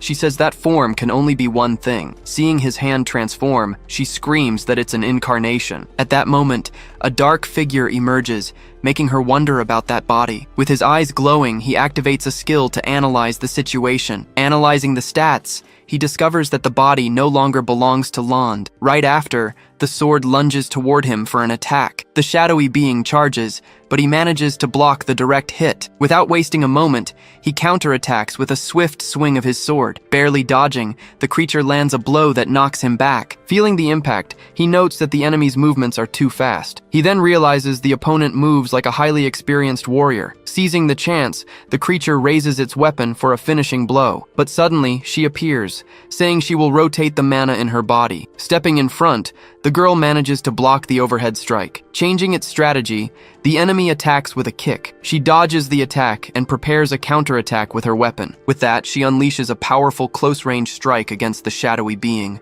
Hit head-on, the opponent takes the full damage of her attack. The girl then asks if she can join the fight. She says that a mage who can't handle close-quarters combat is useless. Grabbing her arm, he hears that they can't go easy on it anymore. She then explains that the only way is to rip out the host's heart. With a serious face, he laments, saying he'd hoped he wouldn't have to hear that. Preparing for the fight, he replies that he understands what needs to be done. From a distance, a companion shouts that they can't move because the healing isn't finished. At that, One of them asks the other if he heard what the elf girl said. Attacking at the same time, they both unleash strikes that the enemy manages to defend. With difficulty, he realizes that even with two of them, they can't land a single hit. Running, he yells for Alicia to create distance from the opponent as quickly as possible. Hearing his call, she understands his plan and prepares to fall back. As she leaps back, he slams his hand hard on the ground. This action kicks up a huge cloud of dust covering the entire field. Now at a distance, she says she understood what he was trying to do. She concludes that the dust isn't magic, so the curse can't absorb it. Taking advantage of the dust, he charges forward and lands a direct hit on his opponent. Passing the creature,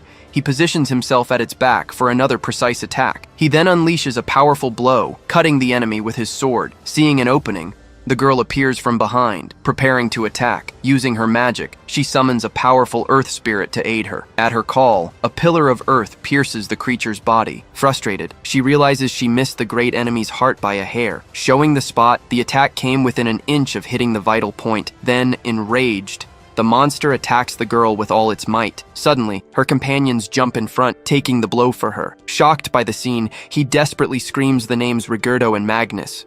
With tears in his eyes, Rigurdo says that if someone has to kill him, Magnus then finishes, yelling that they'll do what's necessary themselves. Together, they manage to pierce the monster's heart with their weapons. Even wounded, the monster retaliates, throwing them both far away. In an instant, one of the adventurers charged at the dark creature and struck it with all his might. With that, his body began to turn to ash as he screamed in pain. Shortly after, the man fell to the ground, lifeless, his remains scattered across the floor, in a seemingly endless process. In a short time, all that was left behind was his sword and a pool of blood. Meanwhile, Rudd and the elf watched the scene in silence. The other two adventurers in the group cried desperately over the loss of their friend. Shaken, they mourned over what was left while Rudd stood by, watching everything. The hunter glanced to the side with a serious expression on his face. He then walked towards the cursed sword lying on the ground. Without hesitation, he gripped it firmly by the hilt. Rudd then considered that even if he hit it, there was no guarantee the blade wouldn't claim another victim. Immediately, the sword began to scream in his mind, ordering him to kill. The blade's voice continued to echo as a dark energy began to envelop him. Suddenly, a system notification popped up, informing him that he had nullified a curse. With the sword in hand, Rudd yelled for the blade to shut up immediately. He then declared that the pathetic curse wouldn't work on him. Suddenly, the guild door swung open and an older man appeared, surprised by the sight. The guild master then rushed to ask if everyone there was all right. Looking at the adventurer's remains, Rudd began to explain what had happened. He simply said that they had just taken care of things. The guild master remained silent for a moment, processing the information. The man then invited them inside to report the incident in detail. In his office, the master summarized that a cursed sword had caused the adventurer to lose control. He then stated that since they had Magnus's testimony, the other adventurers would understand. The master then shifted the focus of the conversation to a more important matter. He directly asked why Rudd wasn't affected by the sword's curse. Rudd explained that because of his status immunity, curses have no effect on him. With that, he guaranteed that as long as he wielded the blade, there would be no more victims. The guildmaster said he understood, but questioned what would happen if the sword took control. Rudd asked that, if that happened, they do whatever it takes to stop him. The elf remained silent for a moment, reflecting on his words. The guildmaster then thanked Rudd and Alicia for stepping in to contain the incident. He then offered his deepest condolences to Magnus and Rigurdo for their loss. The man then said that, while it may seem insensitive, they had bigger problems to deal with at the moment. At this, Alicia asked if something was wrong. The guild master revealed that the adventurers who had been with him had left precisely because of this problem. He explained that the number of monsters outside the dungeons was increasing at an alarming rate. The master revealed their origin was the new labyrinth of Avilio, and that a single monster seemed to be the cause. Surprised, Rudd questioned if the problem was really just one monster. The guild master then revealed it was Basilista, the poisonous dragon. He explained it was a level 70 or higher monster, known only through books. The master added that the biggest threat was the poisonous gas it emitted, which strengthened other monsters. One of the men reported that half of the scouting party had died and the survivors were still undergoing treatment. The master warned that if they didn't act, the miasma would spread, which was why he had sought out Rudd. Hearing everything, the elf finally said she understood the full situation. Rudd then asked to first meet the surviving members of the scouting party. They soon headed to the Adventurer Guild's infirmary. There, they found some of the injured men receiving care. One of the scouts was breathing with difficulty, clearly suffering from the poison. Rudd then activated the sacrifice skill on the man to heal him. The guildmaster watched the scene, barely able to believe what he was seeing. Slowly, the poison was extracted from the scout's body and dissipated into the air. Impressed, the guildmaster commented that it was incredible he could nullify status effects on others. Rudd explained that he was able to do so, as long as the person didn't resist his touch. With the matter settled, he asked that the task of killing the poisonous dragon be entrusted to him and Alicia. Outraged, the other adventurer shouted that it was absurd and that the two of them alone couldn't possibly succeed. The guildmaster then asked Rudd if he was sure about his decision. The hunter explained that the fewer people he had to protect in the miasma, the better it would be for him. Rudd added that he had always been used to fighting things much stronger than himself. The guildmaster just watched him in silence, processing his words. Faced with his confidence, the guildmaster officially requested that he defeat Basilista, the poisonous dragon. Later,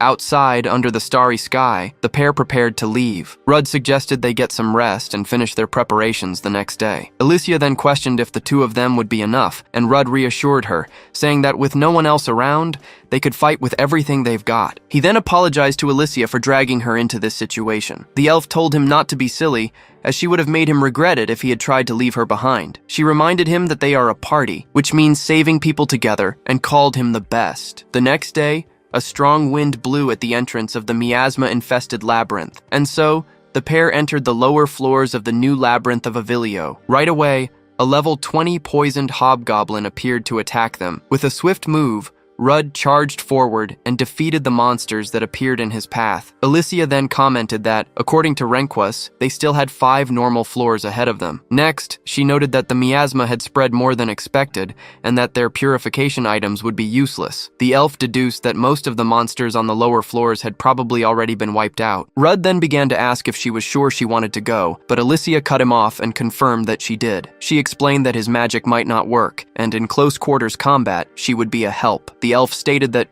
more importantly, she couldn't forgive herself for leaving another companion behind. Hearing that, Rudd said her name and apologized for asking again. Surprised by the apology, Alicia began to be enveloped by an energy. Then Rudd activated one of his skills on the elf, creating a connection between them. With this, he celebrated upon realizing that the sacrifice skill also worked under the effect of the poisonous gas. Alicia just watched him, surprised by what he had done. Rudd explained that the skill only removes the accumulated poison and that it would all return as soon as he let go of her. Hearing this, the elf started to say that then they should. Immediately, she gripped his hand firmly. With a smile, Alicia suggested that they could simply walk hand in hand. She explained that this way, he could use his skill to purify the poison and escort her at the same time. Rudd gave a slight smile upon hearing her proposal. Then he replied, "As you wish," and the two continued on through the labyrinth. Upon reaching the middle floors, Alicia noticed that the poison grew denser the deeper they went. Rudd then alerted her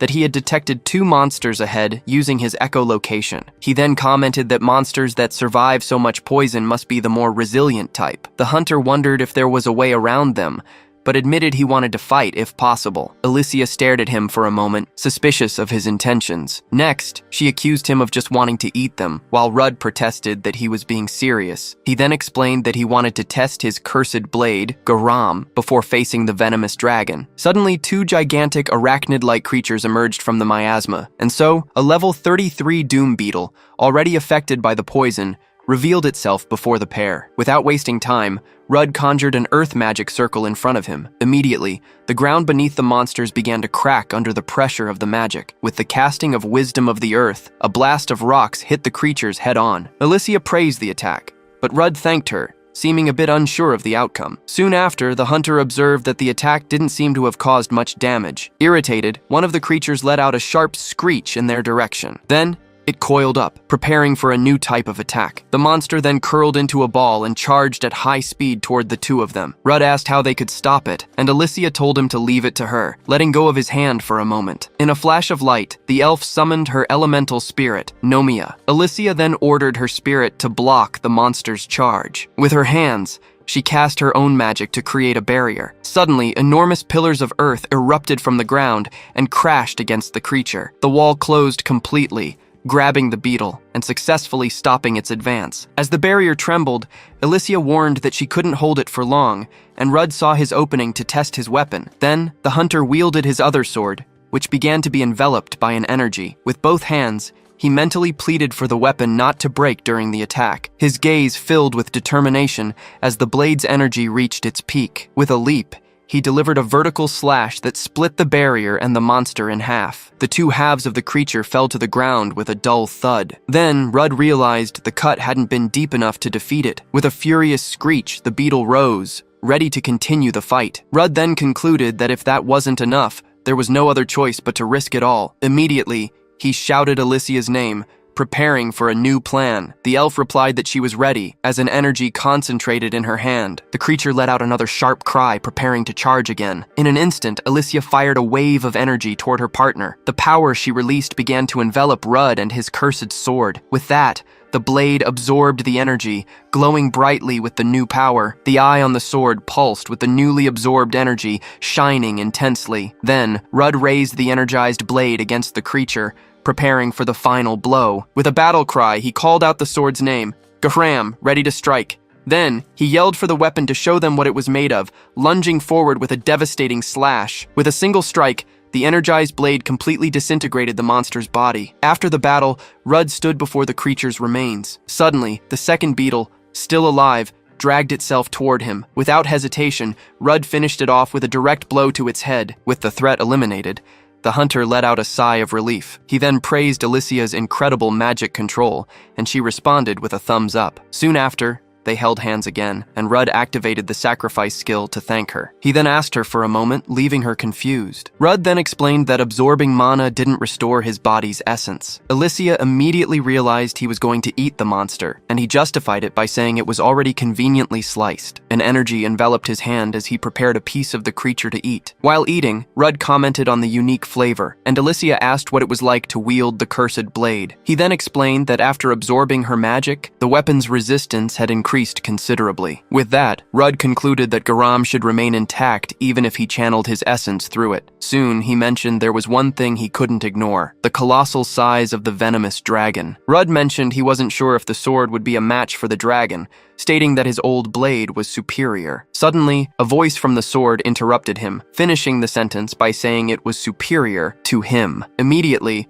the blade glowed and ordered him to feed it. Rudd, shocked, wondered if cursed swords ate flesh, but the weapon called him a fool. It then clarified that it didn't want the flesh, but the creature's mana stones. Still confused, Rudd began to search through the monster's remains as Alicia watched. Soon, he found a huge mana stone that glowed brightly in his hand. He then offered the stone to the sword, saying, "Here you go, buddy." Immediately, red tentacles shot out from the blade's eye and grabbed the mana stone. In an instant, the sword completely absorbed the stone into its core. After the absorption, the weapon let out a roar and began to be enveloped in a reddish energy. With a smile, Rudd watched the transformation unfold. Soon, the blade became an imposing longsword, pulsating with power. Surprised, Alicia asked how he knew that would happen, and Rudd replied that he heard the blade's voice. With a smile, he asked the sword if it got angry for being called weak. Rudd stated that he now knew how to work with the steel sword, while Alicia warned that there was only one flight of stairs left. Suddenly, a deafening roar echoed throughout the labyrinth, making everything around them vibrate. As the ground shook violently, Rudd asked if that was the creature's roar. Immediately after,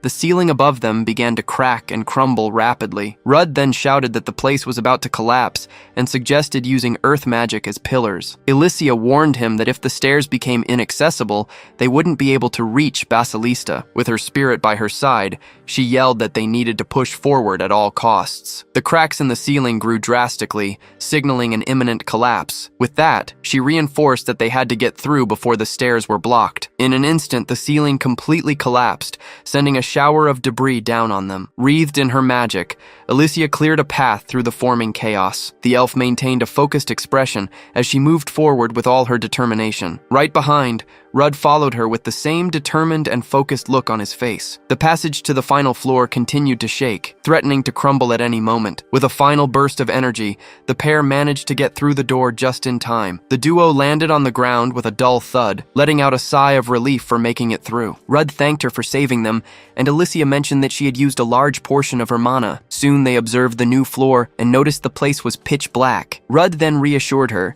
saying he could use heat signatures to scan the path ahead. Immediately, one of his eyes glowed, indicating the skill had been activated. He then pointed down the hall, stating that the big boss was coming from that direction. His heat vision revealed a colossal creature slowly approaching in the darkness. Suddenly, Basilista, the level 75 venomous dragon, appeared before them. Alicia commented on its low dexterity and high health, while Rudd asked about its skills. The elf warned him to be careful of its venomous fangs and claws. The dragon then let out a thunderous roar, which made the pair instinctively back away. With a dull thud, the creature advanced, revealing that it had already found them. Rudd then asked about its resistances, and Alicia listed fire, earth, lightning, and darkness. With that, she decided to test other elements and asked Rudd to cover her. Immediately, the dragon began to gather a huge amount of energy in its mouth. Prepared for battle, Rudd shouted, "Here we go!" ready for what was to come. By his side, Alicia watched him with a determined and focused look on her face. With a deafening roar, the dragon shot a powerful blast of poison from its mouth. Facing the attack, Rudd knew he had to keep his distance until he could figure out its attack patterns. He grew worried, unsure how long Alicia could last in that dense poison mist. With that in mind, the hunter decided he had to defeat it as quickly as possible. Suddenly, a flash of light erupted from the spreading miasma. The fiery explosion hit the dragon head-on, engulfing it in flames. Immediately, Rudd activated his charge skill and lunged forward with a powerful strike. His attack caused a massive explosion that crackled on impact. Startled, Alicia shouted that the pillars and the floor were melting from the heat. Faced with the power of the dragon's breath, she wondered just how hot it could be. The blast of fire continued to spread, melting everything in its path. To defend herself from the attack, Alicia summoned her wind spirit, Sylphiad. The spirit's energy then enveloped Rudd's sword, granting it new power. With his energized blade, he charged directly into the blast of fire. The wind attack collided with the dragon's breath, slicing through the flames with precision. As he tried to push forward, Rudd yelled that the opponent was too tough for him. He soon realized his strike had barely scratched the creature, thanks to its dragon scale ability. With this, he concluded that his sword couldn't cut it, and his magic wasn't very effective either. As soon as he called her, Alicia rushed forward, enveloped in an aura of wind. In an instant, the elf unleashed a series of wind strikes against the dragon's body. Even with the attack, she lamented that it was all she could manage. Surprised, Alicia wondered if a single scratch was the most her spirit magic could do. Suddenly, the creature's tail bristled with sharp spikes. Rudd and the elf looked at each other, sensing the imminent danger. Immediately after, the dragon fired a volley of spikes in their direction. As he defended himself with the hardened skill, Rudd noted the creature's high defense. He also realized it had a wide variety of ranged attacks. Faced with this situation, the hunter wondered how they could possibly defeat this monster. Unexpectedly, Alicia shouted for Rudd to buy her some time. She declared she would use her ultimate skill before her stats dropped any further. With a determined smile, Rudd prepared to attack,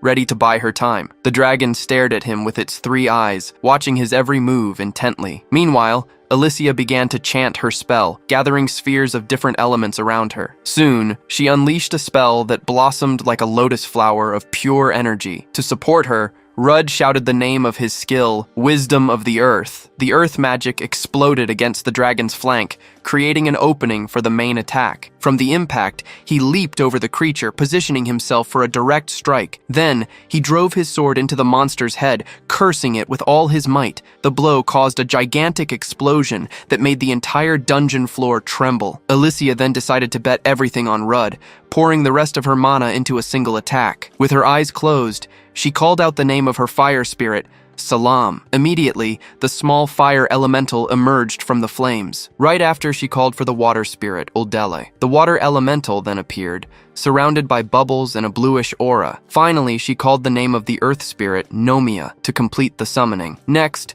she invoked the name of the final elemental, Vakajan, to complete the formation. The creature stared back, surprised by the appearance of so many spirits at once. With that, Alicia began to gather the energy of all the elementals around her. The dragon growled, sensing the threat of the accumulating power. In response, the creature used Wisdom of Darkness and fired a dark attack. The blast of energy rushed toward the elf to interrupt her spell casting. To protect her, Rudd used his Mana Absorb skill and intercepted the attack. Soon, Alicia shouted that her spell was ready and told him to get away from the creature. Immediately, the hunter leaped away from the dragon, clearing the way for the attack. With all her might, the elf yelled for the monster to receive her ultimate attack. Then, she unleashed the harmony of the 5 spirits in a single powerful blast. The spell hit the dragon head-on, engulfing it in an intense light. The collision generated a gigantic explosion that lit up the entire dungeon. Exhausted from the attack, Alicia staggered and began to say that in the old days, suddenly, one of the dragon's legs emerged from the smoke. It was still standing. As the wounded creature panted, Alicia lamented that in her glory days, she would have won with a single spell. Rudd then used the sacrifice skill to restore her, telling her she had done a great job. With that, he turned to the dragon, declaring that it was now his turn to fight. With a dull thud, the dragon's scales shattered and fell to the ground in a pool of blood. Even wounded, the creature rose, still shrouded in an aura of poison, its body dripping. Alicia thanked Rudd for his help, and he told her to use the rest of her mana to protect herself. With a determined look, he stated that from this point on, he would handle the rest. The elf agreed, telling him to be careful, and Rudd assured her he always was. Alone, the hunter swallowed hard as he faced the wounded creature. With a hole in its head, the dragon roared fiercely at him. Then, the creature let out a powerful roar that made the entire dungeon tremble. Faced with this intimidation, Rudd took a deep breath, preparing for the confrontation. He then activated the Roar of Terror skill and let out a scream that rivaled the monster's. Surprised, the dragon recoiled for a moment, confused by its opponent's reaction. With a heavy thud, Rudd planted his feet on the ground, preparing his next move. He then spun his body and unleashed a devastating blow with his sword. The impact of the blade against the ground caused an explosion of energy. He then realized the dark magic he had absorbed earlier was now being released. He figured the magic the blade had absorbed must have a large amount of essence mixed in. With a determined smile, he saw the eye on his sword glow intensely. He felt an overwhelming power emanating from the weapon as it pushed him back. The attack opened a wound on the creature's arm, tearing off its scales in the process. Rudd then noticed that with the scales torn off, it was easier to cut the monster. Without hesitation, he charged forward and delivered a sequence of rapid strikes against the dragon. His attacks hit the creature's body, opening new wounds in its flesh. However, he noted that the blade's effectiveness was rapidly diminishing with each blow. Rudd then wondered if the essence of corruption that Gahram had absorbed was leaking out somehow. Wounded, the dragon roared and began to gather a new wave of energy in its body. Suddenly, the creature unleashed the Noxious Pulses ability, creating a blast of energy. The shockwaves hit him head-on, confirming they were indeed noxious pulses. He realized that while they didn't poison him, the shockwaves were strong enough to send him flying. Seeing he couldn't dodge, Rudd activated the charge skill to move forward. With a powerful thrust, he lunged to the side, managing to dodge the volley of spikes. The creature hit him squarely with its tail, sending him flying through the air. At the last second, Rudd activated the Harden skill to withstand the crushing impact. The collision caused an explosion of energy that threw him violently against the wall. As he groaned in pain, he wondered if the dragon had calculated the distance of his previous charge. Then he remembered that, of course, that was the case. After all, dragons were naturally insanely powerful and intelligent creatures. In the distance, Alicia screamed his name, terrified by the scene. This reminded Rudd that the situation wasn't so different from his past, when he had almost died the same way. Back then, he had been completely crushed by a giant minotaur. The force of that attack created a huge crater, sending him and his former companion flying. However, he knew things were different this time. With his hand glowing, he placed it on the ground, preparing an earth spell. As the dragon charged, he readied himself for a counterattack. With that, Rudd shouted that he was no longer the same adventurer as before, as he activated Wisdom of the Earth. The explosion launched him into the air, sending him flying toward the dungeon ceiling. In response, the dragon roared and began to gather a new and powerful blast of fire in its mouth. Immediately, Rudd identified that the creature was about to use its dragon's breath. He realized he could dodge with Silk Weave, but concluded that alone wouldn't be enough. Still, he created a web of threads to anchor himself, preparing a counterattack. With that, the hunter decided he would use the recoil to take down this monster once and for all. As soon as he pulled the threads taut, he launched himself like an arrow toward the danger. Soon after, the creature fired an immense blast of fire that rushed to consume him. The attack hit him head-on, completely engulfing him in an explosion of flames. Amid the fire, Rudd realized he wouldn't be able to absorb all that heat. Even as he felt his skin burn, he knew the essence within the dragon's fire was his only chance. If his fire resistance could withstand the heat, he might have an opportunity to turn the tables. With a war cry, he forced Gahram to absorb the energy with its own essence of corruption. Then, he unleashed everything the blade had absorbed back at the dragon. Engulfed in flames, he remained focused on his final attack. The vein on his forehead bulged as he endured the intense heat. Suddenly, a wave of water washed over him, extinguishing the flames. Alicia shouted for him to go all out and seize the opportunity. With a grateful shout, Rudd thanked her once again. Immediately, he charged the dragon with an energized and precise strike. In an instant, his blade sliced through the creature's body in a devastating arc. With the impact, the dragon's body collapsed to the floor, kicking up a cloud of dust. Finally, the hunter landed on the ground with a smile of relief and satisfaction. From the impact of the explosion, the dragon's tail struck him, knocking him to the ground. Immediately, Alicia rushed to his side, telling him not to move as she would heal him. With a smile, Rudd reassured her, saying she didn't need to push herself so hard anymore. He then activated the ability that would allow him to heal. Vampiric Leech. The defeated dragon's body lay on the ground, motionless after the long battle. Rudd then explained that with this secret labyrinth ability, he could regain some of his health. Exhausted, he lay down on the ground and suggested they finally get some rest. The hunter then reached out his hand towards her and asked for hers. With a smile, Alicia came closer and reached out to meet his hand. Hand in hand, he activated the sacrifice ability once more. The two then celebrated, happy to have finally defeated the dragon. At that, the elf reminded him that this was just the first real step, wasn't it? Rudd agreed with a smile, confirming that yes, it most certainly was. In his thoughts, he remembered the figure of the S-rank adventurer. He recalled the immense power that man possessed. He reflected that the man's power was leagues above his current level. With that, he concluded that the real journey had only just begun. He then stood up and suggested they harvest some of the meat before leaving. Next, the hunter said they should head to the deepest level of the dungeon. Upon arriving,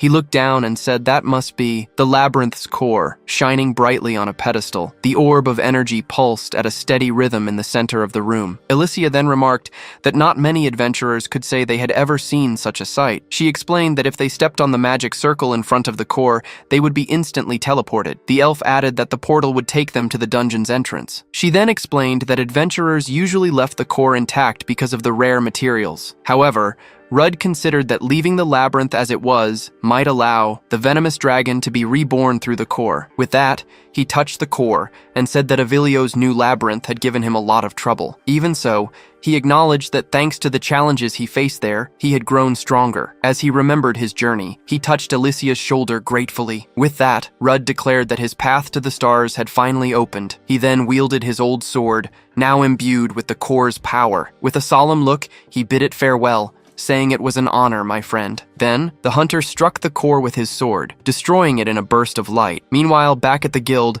the others anxiously awaited news. The guild master then asked if there was any word on the two of them. The receptionist informed him that, unfortunately, no news of their return had arrived. With a sigh, the guild master reflected on the situation for a moment. In his thoughts, he recalled that he knew Rudd was unfairly labeled with all sorts of bad titles. The man lamented that in this world of adventurers, where strength dictates the rules, even if he defended him, life was hard for an adventurer considered weak. He then clenched his fist, thinking that if this whole ordeal made Rudd give up on his dream, as cruel as it sounded, it might be a blessing in disguise for him. Suddenly, a man burst into the room, shouting that the report had just arrived. Amidst the murmurs, the messenger finally arrived with the news everyone was waiting for. With a relieved smile, he announced that Rudd and Alicia had returned through the teleportation circle. Furthermore, he reported that they not only defeated Basilista, but also destroyed the dungeon's core. At the news, everyone in the room erupted in celebration, while the guildmaster processed the information. With a sigh, the man remarked that it was hard to believe they were the ones who saved the city. Then, he leaped to his feet and called for everyone to go with him. The guildmaster then led them to give a hero's welcome to the adventurers who held the power to shape the future. Meanwhile, in Gogrel, a neighboring city to Verona, the news was spreading. A nobleman read the report and cursed the damn Veronians. He crushed the paper, outraged, wondering how they could destroy a new labyrinth like that. One of his subordinates then suggested it might be a good thing, but the noble yelled that it ruined his plans. The man explained that since Gogral's claim was legitimate, Verona chose to destroy the labyrinth rather than hand it over. With this, he suggested they could demand compensation for lost profits from those greedy pigs of Verona. The noble then considered that this meant they could profit without risking their adventurers in a dangerous labyrinth. The noble remarked that with this move, the Veronian guild wouldn't just let things be. His subordinate then replied that in fact this was exactly what he was hoping would happen. Back in Verona, the guildmaster suggested they take this opportunity to show that old fox and his people where they belonged once and for all. Later, Under the light of the full moon, a bird sang on a tree branch. Suddenly, a forest spirit appeared beside it, startling the small bird. Meanwhile, Rudd and Alicia were resting around a campfire in the middle of the forest. Over the fire, a succulent, venomous dragon steak sizzled, releasing its aroma into the air. With a smile, Rudd celebrated that he could finally eat the meat that smelled so incredible. He then remembered carrying it in his bag and prepared for the first bite. Without further delay, he took a generous bite of the piece of meat. The hunter then exclaimed that it was delicious, making Alicia curious. He then commented that he had no idea dragon meat was so tasty and unlike anything he had ever tasted. Upon tasting it, the elf described in detail how the rich, sweet fat melted on her tongue, blending perfectly with the flavor of the meat. Suddenly, she cut her analysis short, leaving Rudd surprised by her unexpected reaction. With a clenched fist, the elf declared that her dinner for the night would be a plate of the finest steak. Rudd then reminded her she was already eating steak, but Alicia shouted that it was unfair that only he got to eat. Suddenly, a forest spirit appeared and hurried them along, saying they had a steakhouse to find. 4 days after the destruction of Avilio's new labyrinth, things were getting back to normal at the guild. A detailed report on the mission's events was being finalized. Soon, the guild master apologized to those present for summoning them so often. With Rudd and Alicia before him, he announced that the extermination mission report was complete. He then handed them their reward, a bag containing 1.5 million Regans. Surprised, Rudd couldn't hide his shock at the amount, while Alicia smiled. The guild master then explained that this was the corresponding reward for a level 70 labyrinth. With his eyes shining with excitement, Rudd could hardly believe his luck. The guildmaster then got Rudd's attention, saying there was one more thing to discuss. He explained that since they had cleared the labyrinth as a duo, it wouldn't be fair to keep them at their current rank. With that, the pair was informed they could upgrade their adventurer ranks. While other adventurers went through the registration process, the duo prepared for their promotion. As he walked, Rudd reflected that he had only reached D rank a few days ago. With his new guild plate in hand,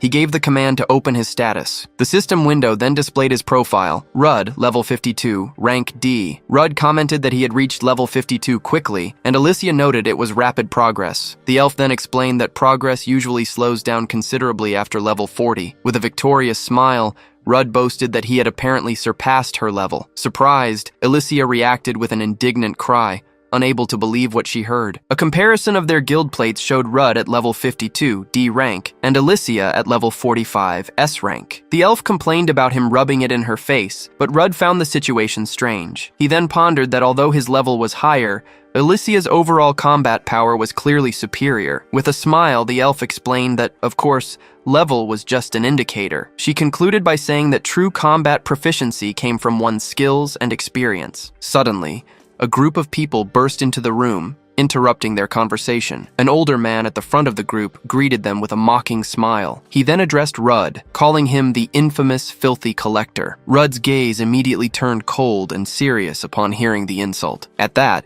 he asked who the man was, commenting that he didn't seem to have a good reputation. One of the man's companions then scolded him, saying he didn't have the decency to recognize the lord of a neighboring city. Surprised, Rudd deduced that this must be the wretched lord of Gogrel. With that, the lord accused him of destroying the new dungeon, which, according to him, rightfully belonged to them. One of the adventurers present then commented that Avilio's new labyrinth was under joint ownership by a tacit agreement. The lord confirmed that the dungeon was on the border, but accused the greedy scoundrels of Verona. One of his men accused them of using the anomaly as a pretext and allowing the monsters to destroy the dungeon. He then stepped forward, mentioning the lost prophets and the devastation caused by the monsters on their lands. With a furious look, the lord demanded to know how they proposed to compensate them for their losses. Alicia then intervened, saying that this was a conversation for the guild leaders to resolve. She pointed out that Gogrel had neglected the monsters in its territory, forcing Verona's adventurers to intervene. With a smile, the elf accused him of doing nothing when it mattered, only to now hold out his hand like a beggar. Irritated by the response, the Lord of Gogrel clicked his tongue, unable to counter-argue. Rudd thought with admiration that this was the stance of an S-rank adventurer, able to fight with words as well as with a staff. Suddenly, another man commented that the rumors, it seemed, were true. He stated that the great Alicia of the Misty Green was, in fact, working for the Verona Guild. With a mocking smile, the man concluded that Verona was a good place for her, after having her level lowered by the curse of the abyssal labyrinth. Rudd then realized he recognized that man as the guild master of the Gogrel branch. One of Gogrel's men commented that an inferior adventurer had no right to speak that way. The Lord of Gogrel let out a derisive laugh, watching the scene unfold. With a serious look, the Gogrel guild master began to say, in other words, in a whisper he told Alicia that she, the last of a decimated party, should know her place. He then called her a stupid witch, causing her eyes to flash with anger. Immediately, a wave of energy exploded from her, pushing everyone back. Surprised, the man wondered how she was managing to overpower him so easily. He thought it was impossible, as that washed-up elf had fallen to level 45. Suddenly, the Verona Guildmaster shouted for them to stop at once. The pressure from Alicia's energy continued to emanate, making everything around her tremble. The guildmaster then reminded them that all acts of aggression were forbidden between guild members. With a smile, the Gogrel guildmaster suggested that Manhwas keep his dogs on a leash. Annoyed by the insult, Rudd asked what the problem was with these idiots. Suddenly, someone called out for Lady Alicia, interrupting the heated argument. A blonde-haired elf approached and asked if she remembered him. Rudd wondered if this was a day for meetings and reunions, as Alicia recognized the man as Evereth. With a relieved smile, Evereth thanked the gods that she remembered him. Alicia then explained to Rudd that they had traveled together in her old party. Evereth commented that since that time, her ether path had been his source of inspiration. He praised her for the way she combined elemental magics to defeat monsters one by one. With an admiring gaze, he confessed that, as an elf, she had become his ideal. He then said he knew what had happened in the abyssal labyrinth and had rushed to Verona because of it. With a sincere look, Evereth invited Lady Alicia to join his party. Surprised by the unexpected invitation, the elf was speechless for a moment. Beside her, Rudd watched the scene with a serious, unreadable expression. The elf gave a gentle smile, eagerly awaiting her response. With a smile, Alicia thanked him for the offer, but explained that she had already joined another party. Suddenly, Evereth slapped Rudd's hand away with a look of disdain. As Rudd complained about his attitude, Evereth turned to Alicia and said he had heard about the tragedy that occurred. With that, he expressed his pity, saying it pained him to see an S-rank conjurer with no one but an inferior dungeon gatherer. He then tried to convince her, saying that if she joined him, her exceptional talents would go far. Once again, Evereth slapped Rudd's hand away, completely ignoring his presence. With a furious look, Alicia warned him not to speak about Rudd that way. She then stepped closer and stated that she joined Rudd of her own free will, and that insulting him was the same as insulting her. With that, she thanked him again, but revealed that the curse had already been removed. Surprised, Evereth asked how she had removed the curse of a floor boss from an S-rank labyrinth, and she replied that she got lucky. Alicia then winked at Rudd, silently asking him to keep the details a secret, while Evereth wondered how that was possible. Alicia then added that Rudd was about to upgrade his rank from C rank to D rank. Desperate, Evereth wondered why this was happening since he was just being considerate. He then cursed Rudd in his thoughts,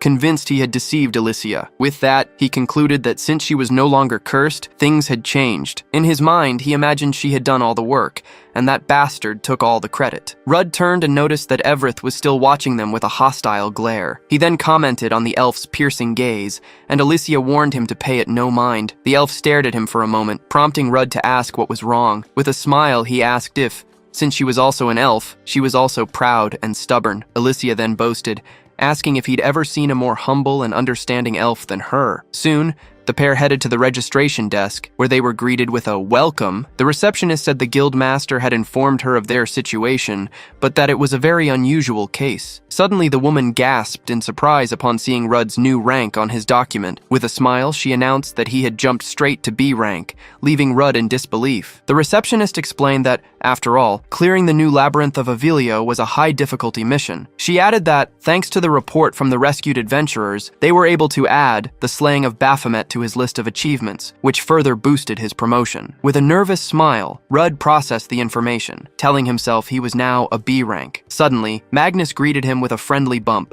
telling him not to hold back his joy. With a smile, he stated that everyone in that town was grateful to him. Moved by the words, Rudd acknowledged Magnus and Rigurdo with a sincere smile. Suddenly, His gaze became more focused and serious as he remembered his goal. Alicia then warned him not to get comfortable with that rank, as their goal was something else. With a smile, he replied that no, she didn't need to remind him. Suddenly, the elf slapped his ears, making him shout, "All right, all right!" With a raised fist, he declared that he would keep pushing forward until he became the S-rank adventurer he'd always dreamed of being. Suddenly, a voice interrupted the celebration, asking to pass. It was Everett, who approached with a mocking smile, finding it hard to tolerate such ridiculous words. He explained that rank determined the knowledge and dungeons an adventurer could access, yet he was witnessing the promotion of someone who takes advantage of others. With a look of contempt, Everett wondered if the Verona Guild was just a den of fools and idiots. The other adventurers in the room began to murmur among themselves, watching the tension rise. The receptionist and the adventurers Rudd had rescued shot disapproving looks at Gogrel's party. With a raised eyebrow,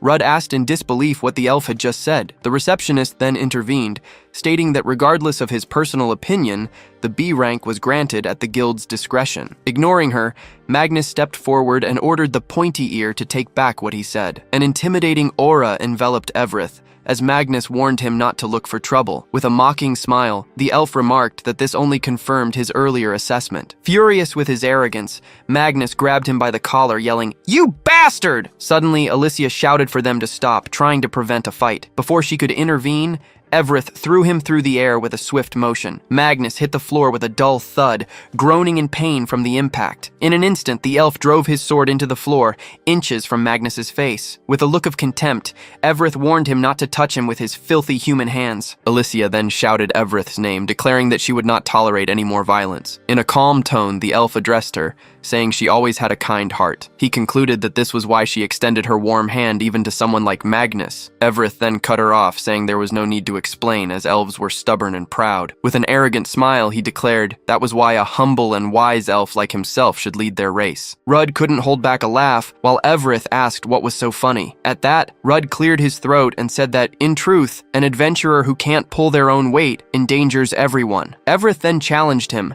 declaring he would put him to the test to see if he truly deserved his rank. The receptionist protested, saying he had no authority to do that, but Alicia agreed to the challenge. With a defiant look, she said that if he doubted Rudd's strength, he should face him personally. Immediately, the elf turned to Rudd and apologized for dragging him into this mess. With a smile, he reassured her, saying it wasn't her fault, but his own for being so pathetic. Everett then declared he would defeat this challenger to prove he was worthy of her company. With a determined look, Rudd affirmed that after all, an adventurer's worth was judged by their skills. On the Verona Guild's training grounds, Rudd and Everett take their positions in the center of the arena to begin the duel. Ready? Alicia warns that if either of them looks like they're about to get seriously hurt, she will stop the fight immediately. From his position, Rudd watches his opponent with a determined gaze. With a slight smile, Everett agrees and prepares for combat. Then, the elf announces they can begin and lunges toward Rudd. Everett's sudden, swift movement captures all of Rudd's attention. At the last second,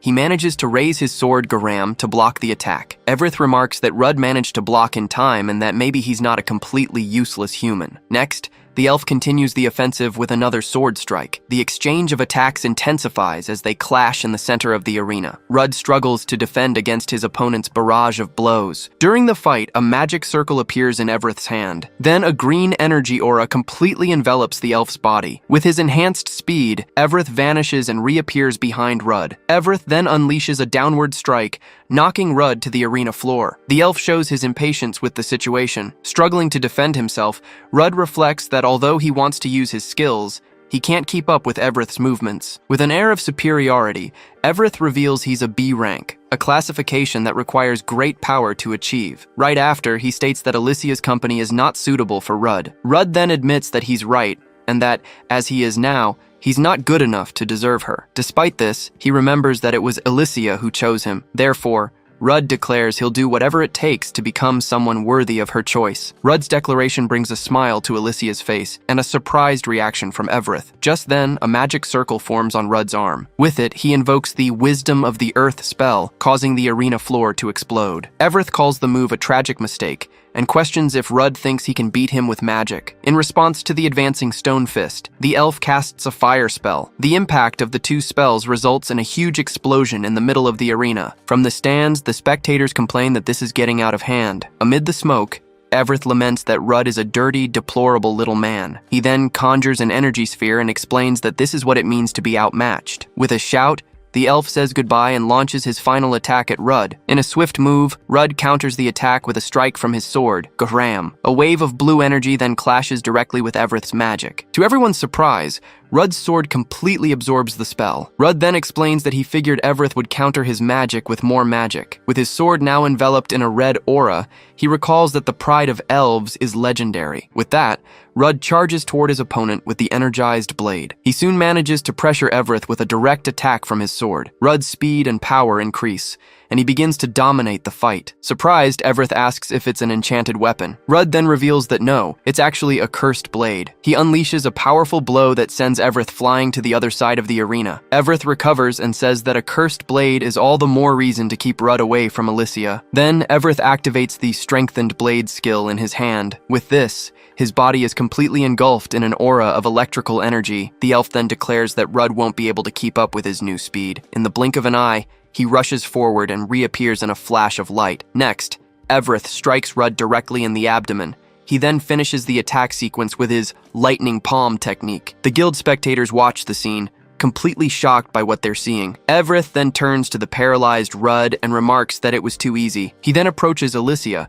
and asks her to announce the winner of the duel. At that moment, Rudd grabs Everett's wrist tightly, stopping him. With a smile, he reveals that unfortunately lightning has no effect on him. Everett reacts in disbelief, saying that amount of electricity should have paralyzed him. Without hesitation, Rudd hits him directly in the face with a headbutt. The impact of the blow makes Everett stumble back a few steps. With that, the elf falls to the arena floor, finally defeated. Before Everett hits the ground, Rudd stops him with his boot, much to the elf's astonishment. Then, he apologizes and explains that he's picked up a few resistances lately. In the stands, the guild members celebrate the victory in great surprise. Alicia watches Rudd from afar with a smile of pride and admiration. Thus, the end of the duel is announced, and the crowd celebrates the result in the destroyed arena. Elsewhere, Rehnquist explains that the Lord is in the capital and he has been put in charge of his duties. The Verona Guild Master says he understands Gogral's claims and will cooperate in recovering the damages. In response, the Lord of Gogral states that their demand isn't simple compensation, but rights to the labyrinth. He then accuses Rehnquist's greed for what happened, but is interrupted by someone entering the room. Rehnquist questions the Verona Guild's lack of manners, but the newcomer states that the matter is serious. The messenger reports that in Avelio's new labyrinth, which was supposed to be destroyed, as a result, an anomaly has appeared. In a dark hallway, two large stone gargoyles with glowing eyes released an aura of corruption. Soon after, at the guild, a mage reports that a massive wave of B-rank corruption is covering the surrounding area. Shocked by the news, Rehnquist questions aloud how that could be true. The mage then continues, explaining that two gargoyles guard the entrance, blocking access. At this, the Verona Guild Master states that this is no time for petty disputes between cities. A nobleman protests upon hearing this, but Rehnquist silences him with an authoritative shout. He then orders the formation of a team to clear the labyrinth, summoning all adventurers of B rank or higher. Rehnquist finishes the command by asking them to also send a message to Rudd. Shortly after, the summoned adventurers gather in the guild master's room. One of the officials begins to explain the situation and how it has unfolded up to that point. He announces that an immediate assault party will be sent to the new Avelio labyrinth. The official confirms that the place is undergoing the phenomenon known as a dungeon rebirth. Not understanding, Rudd asks Alicia what that is, and she explains it's a rare event where the dungeon evolves due to certain triggers. She adds, however, that a rebirth originating from a completely destroyed labyrinth is something she has never seen. Alicia also finds the density of the corruption strange, but Rudd replies that with so many B-rank adventurers and Rehnquist being A-rank, they should be fine. Rudd just observes the situation and lets out a sigh. Then, Everett remarks that it's no surprise Rudd doesn't understand the gravity of the situation, since he was struggling until recently. An adventurer explains that a B-rank concentration of corruption on the outside means the inside could be A-rank or higher. She continues, saying that the labyrinth is undergoing an evolution, like a chrysalis. With that, the adventurer warns that the moment it hatches, the corruption will flood the lands, wreaking havoc on Gogral and Verona. He then falls silent for a moment, processing the information. A companion places a hand on his shoulder and advises him not to get overwhelmed by it. Next, Manhwa states that although a dungeon rebirth is an uncertain event, they were lucky to detect it early. Manhwa then delegates the task of leading the expedition to Rudd, due to his previous success in clearing the place. Upon hearing the news, Alicia looks at the adventurer and smiles in support. Soon the assault team arrives at the rocky entrance of the labyrinth. 2 stone gargoyles guarded the dark passage into the dungeon's interior. As soon as he spots the enemies, Rudd prepares to use his analysis skill. With that, a status window for the level 50 gargoyle appears in his vision. Rudd then whispers to Alicia that the monsters are a bit stronger than the shadow beetles they faced before. Suddenly, one of the gargoyles turns its head toward the group. At this, Rudd senses the imminent danger and expresses his concern. Immediately, the 2 creatures leap into the air and charge at the adventurers. Then, one of them shoots a petrifying breath in their direction. Alicia reacts promptly and summons her spirit, Sylphiad, to defend herself. She then commands her spell to nullify the enemy's attack with a blast of energy. Watching the scene,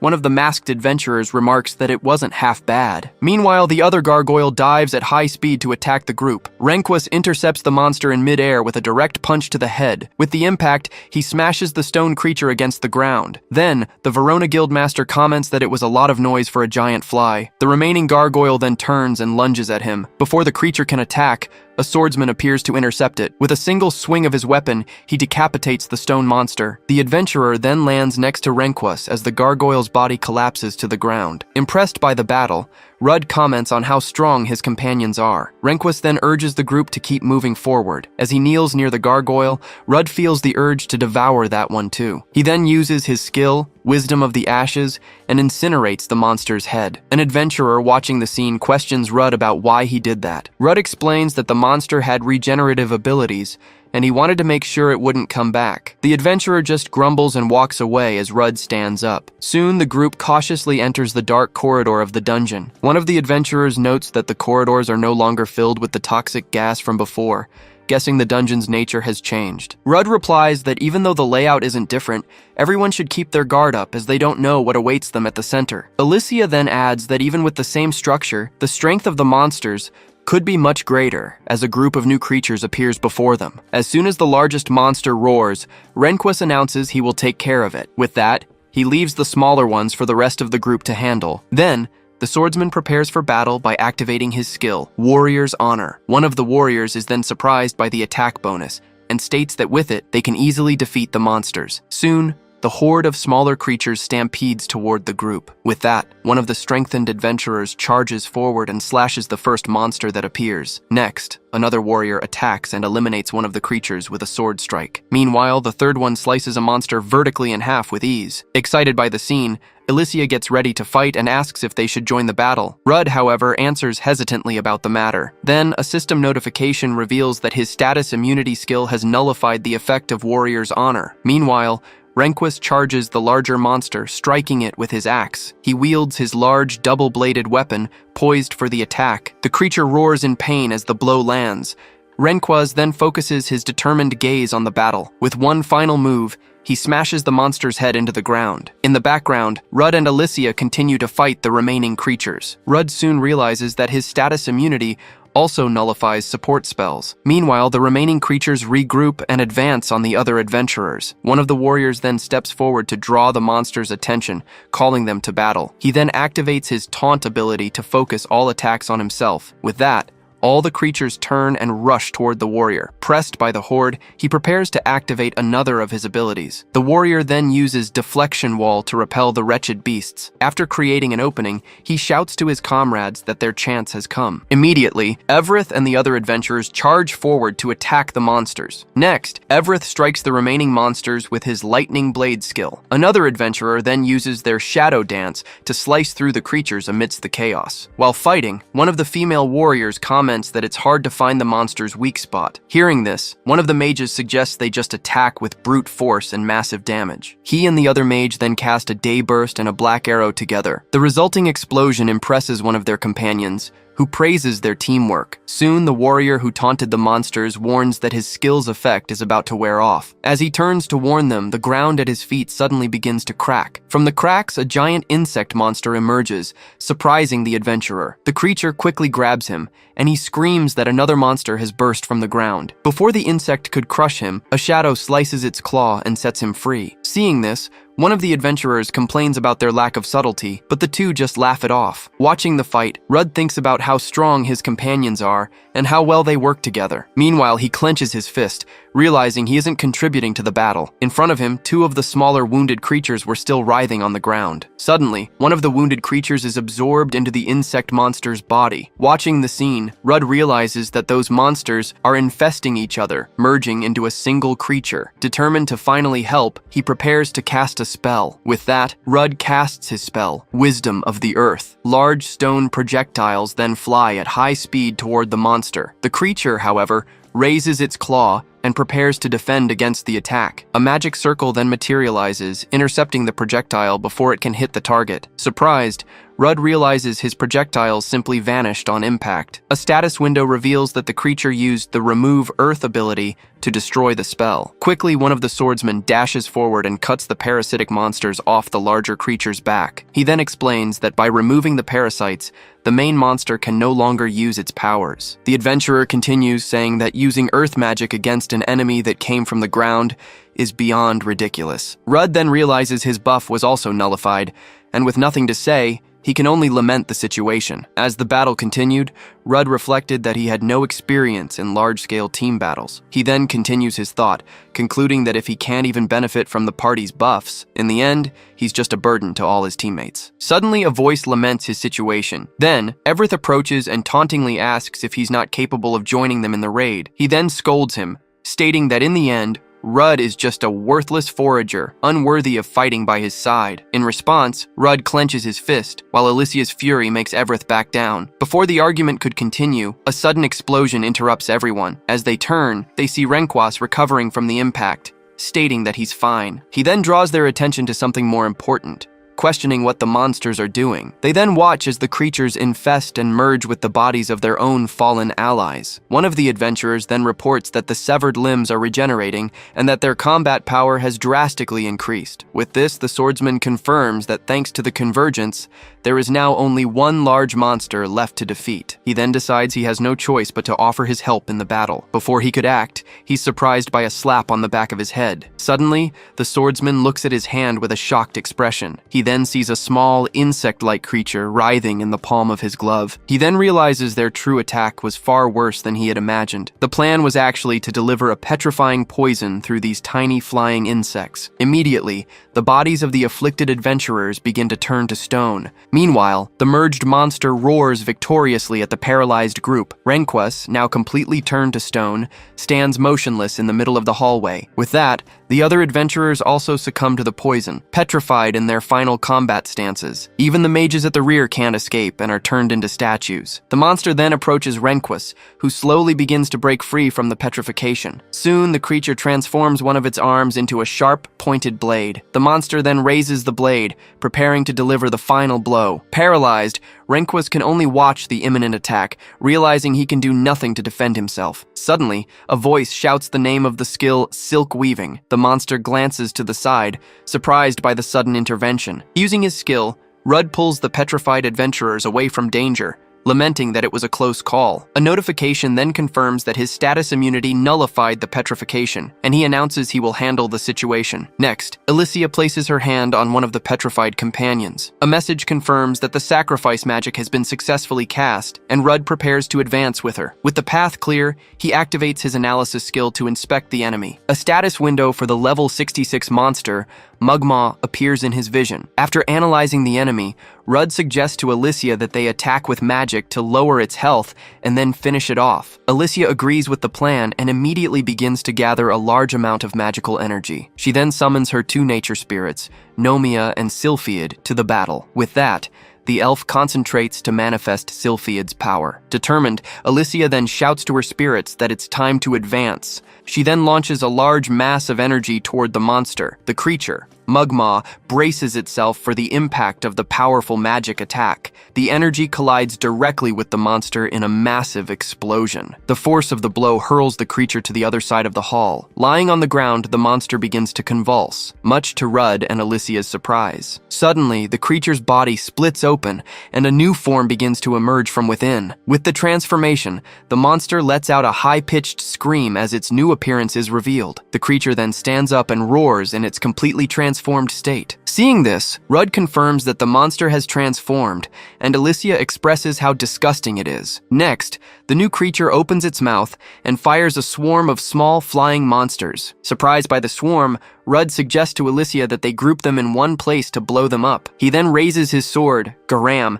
and summons a powerful stream of lightning. The electricity quickly spreads through the swarm, electrocuting all the small monsters. As the defeated creatures fall from the sky, Rudd turns to present his accomplishment to the petrified Manhwas. Suddenly, Manhwas's stone body begins to crack and shatter. Seizing the distraction, the main monster roars and charges at them. With that, Rudd and Alicia rush to intercept the creature's attack. Alicia then raises her glowing staff and offers to try a new attack. She then causes stone pillars to erupt from the ground, launching the monster into the air. As soon as the creature is vulnerable, Alicia shouts for Rudd to advance now. Using her staff as a foothold, he leaps into the air and goes on the attack. In midair, the monster quickly absorbs the small parasites back into its body. With that, the creature launches into a spinning attack against the adventurer. Rudd then unleashes a powerful strike with his sword toward the monster. Seeing the result, he simply expresses his frustration with the situation. With Rudd's blow having no effect, the monster recovers and screams as it lunges forward to attack. Alicia then screams in despair at the sight of the imminent danger. Suddenly, Manhwas appears at high speed and lands a direct punch on the creature. The impact sends the monster flying into the wall in an explosion, and Rudd calls out Manhwas's name. He then thanks Rudd for buying time and explains that he circulated mana through his body to recover. Meanwhile, the monster's body on the ground continued to absorb the small creatures. With that, Manhwas suggests it's time to end this, and Rudd offers to take care of everything. Rudd then declares he will infuse his sword with the essence of corruption. Sensing the danger, the creature rises and lets out a high-pitched shriek of fury. The monster then roars and charges the adventurer with its mouth open. With focused eyes, Rudd prepares to deliver the final blow to the creature. In a single motion, he slices the monster in half with his imbued sword. The upper half of the creature's body then falls to the ground with a dull thud. Holding his sword, Rudd comments that he's starting to get the hang of it. Seeing the monster's lower half move, Alicia shouts Rudd's name as a warning. In response, Rudd confirms that he's already handling it. As energy claws form on his fingers, he guarantees the monster won't regenerate again. The adventurer then invokes his skill, Venomous Fangs, materializing an aura serpent. The energy fangs strike the monster's remains repeatedly, which screeches in pain from the impacts. The entire group then watches as the creature's pieces writhe and dissolve on the floor. Alicia then remarks that the poison is incredibly powerful, and Rudd explains that without immunity, this enemy would have been very dangerous. With the battle over, Manhwas turns to Rudd and asks if he'd be willing to share his secret. Looking at their petrified companions, Rudd replies that given the circumstances, he has no choice. One of the adventurers agrees that he couldn't hide it forever, and Alicia says she will use her spell to heal them first. With that, a soft light spreads through the hallway as Alicia's magic activates. After everyone has recovered, Rudd finishes his explanation, saying that basically summed it all up. Manhwas then admits that while it's a hard story to believe, after seeing him fight, he can't argue. Everett then grabs Rudd and declares he's never seen anyone so miraculous, to which he reminds him of his earlier words. One of the female adventurers laughs and asks Rudd directly if he really eats the flesh of monsters. He just stays silent for a moment, not answering the question. Then, Rudd holds up the monster's remains and asks if they mind if he cooks some of it. Rudd then presents the dishes of grilled and seasoned monster meat he prepared. The adventurers watch as he explains that he slow-cooked it to make it tender and used herbs to remove the smell. With that, Rudd tastes the food and comments that, surprisingly, it looks very good. One of the adventurers then says not to be fooled by its appearance and claims the smell is incredible. While watching Rudd eat, one of the adventurers comments that he seems to recover mana as he eats. He is then surprised to learn that it's actually the essence of corruption, which to him seems almost sacred. Hearing this, one of the adventurers suggests to Manhwas that they retreat for now and wait for reinforcements. Rudd then interrupts, saying they have trustworthy companions and should continue the exploration with the current group. Soon the group continues forward, and one of the adventurers remarks that the boss room must be just ahead. As they reach the entrance, one of Rudd's companions lets out a cry of surprise. Looking up, he realizes he had completely forgotten that the passage's ceiling had collapsed. Seeing the blocked path, Manhwas laments that even though they've come so far, it seems they'll have to retreat. Suddenly, Rudd interrupts him, remembering the skill the monster used earlier. He then approaches the barrier of rocks and tries to use the same skill, earth removal. To everyone's surprise, a light emanates from Rudd's hand and the rocks begin to disintegrate. Seeing the passage open, the elven adventurers celebrate with expressions of great joy. With the path clear, Rudd points into the darkness and states that must be the boss room. He then clenches his fist in excitement and asks the group if they should proceed. Soon after, the team of adventurers moves forward, entering the dark passage to the next room. As soon as they reach the other side, Rudd asks what the strange thing they see ahead is. Before them, in the center of a large room, was a huge golden egg pulsing with energy. Rehnquist then identifies the object as the egg of an Aeon Draconis, much to Rudd's confusion. He then explains that it's a legendary dragon that repeats the cycle of birth and death. One of the adventurers continues, saying that when its body dies, its soul is reincarnated in a labyrinth to be reborn. Then, another companion adds that it is capable of understanding human speech and even seeing the future. One of the warriors then approaches and scoffs at the creature, stating that it's still just an egg. He then activates a strength buff and yells that he will destroy the dragon before it can hatch. Before he can attack, Rehnquist tries to intervene, shouting for him to wait a moment. An invisible force, however, hits him squarely and throws him far away. From the impact, the warrior falls to the ground and spits blood, gravely injured. One of the adventurers runs to help the fallen warrior and asks if he's okay. Suddenly, the ground begins to shake, and he realizes something is happening. At that, the entire group watches in shock as the large egg begins to move. Rehnquist then realizes he was caught off guard, and that these are the egg's defense instincts manifesting. Meanwhile, Rudd activates his analysis skill, but is surprised when he can't see any of the creature's stats. One of the adventurers then suggests that retreating would be the wisest choice while they wait for support. He adds that if that egg hatches, not even an S-rank party would be of much help. Rehnquist then declares they will destroy it immediately and asks the others to provide cover. The mages then fire their spells and order everyone to aim for the creature's legs. With the explosion of spells, Rehnquist seizes the opening and charges forward to attack. With a focused gaze, he prepares for the strike. He then leaps and strikes one of the creature's tentacles with his great axe. Soon after, Rehnquist lands another blow, severing another of the being's limbs. Rudd and Alicia watch the scene, impressed by the guildmaster's strength and determination. At this, the egg shrieks in pain as its tentacles are severed. Suddenly, the creature's severed tentacle begins to regenerate. With that, the limb completely rebuilds itself in just a few seconds. Shocked, one of the elven adventurers yells that it regenerated instantly. Rehnquist then questions the creature's abnormally fast regeneration speed. He then turns and tells Rudd he needs to ask him a favor. Meanwhile, the eye inside the dragon egg pulses with an intense light. Soon the egg emits a deafening roar that echoes throughout the hall. At the sound, the other adventurers cringe and cover their ears. Rehnquist shouts his instructions to Rudd, who gives a thumbs up in response. With that, the Verona Guildmaster advances and blocks the tentacle attacks with his axe. He then cuts off both of the creature's limbs with a precise strike. Using the severed tentacles as a foothold, he leaps toward the dragon egg. Suddenly, a new tentacle emerges from the ground, and Rehnquist realizes it moved underground. Before the limb could hit him, two of the adventurers jump in and slice it. Seeing the opening, Rehnquist looks at his companions and thanks them for their help. With a final blow, Rehnquist strikes the base of the egg with his axe. From the impact, the creature staggers, and the golden egg sways relentlessly. As soon as the creature becomes vulnerable, Alicia shouts for Rudd to advance now. From inside the egg, the dragon's eye watches the impending attack. In response, Rudd declares it's time to channel his essence directly into his sword. He then leaps into the air with his energy-imbued weapon, preparing for the final blow. With a single motion, he descends and strikes the golden egg with a devastating vertical slash. Watching the scene, Rehnquist praises Rudd's attack as a perfect strike. With the impact,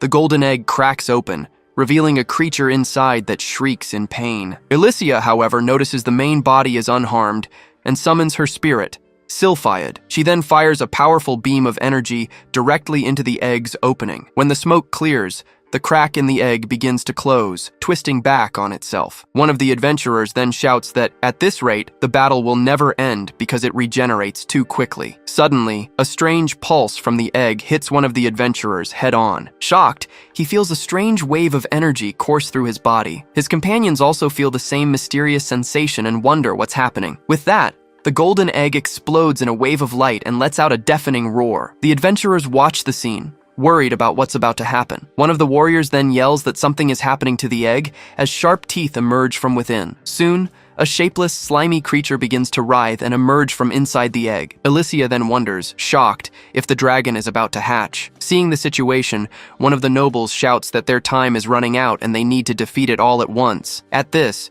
Rudd declares they will destroy the monster and its hellish shell with everything they've got. Rehnquist then analyzes that while the healing factor is a problem, the creature's legs aren't as durable. He then orders everyone to attack at once to create a brief window of opportunity. The adventurers quickly split into groups to attack the creature's different parts. They all advance simultaneously toward the dragon egg to execute the plan. In response to the attack, the creature makes sharp scales sprout from its shell. With a swift movement, the egg fires the scales like projectiles at the adventurers. The shower of spikes hits two of the adventurers, who scream in pain from the impact. Seeing the situation, one of the mages conjures a magical barrier to protect Rehnquist. With the shield protecting him, he manages to stand firm against the projectile attack. The mage then tells him to focus on the attack, and Rehnquist thanks her for the cover. With that, he declares it's time to charge up and activates his power charge ability. Alicia then shouts to the others that Rehnquist is charging his attack power. Unsure how to synchronize their attacks in the midst of chaos,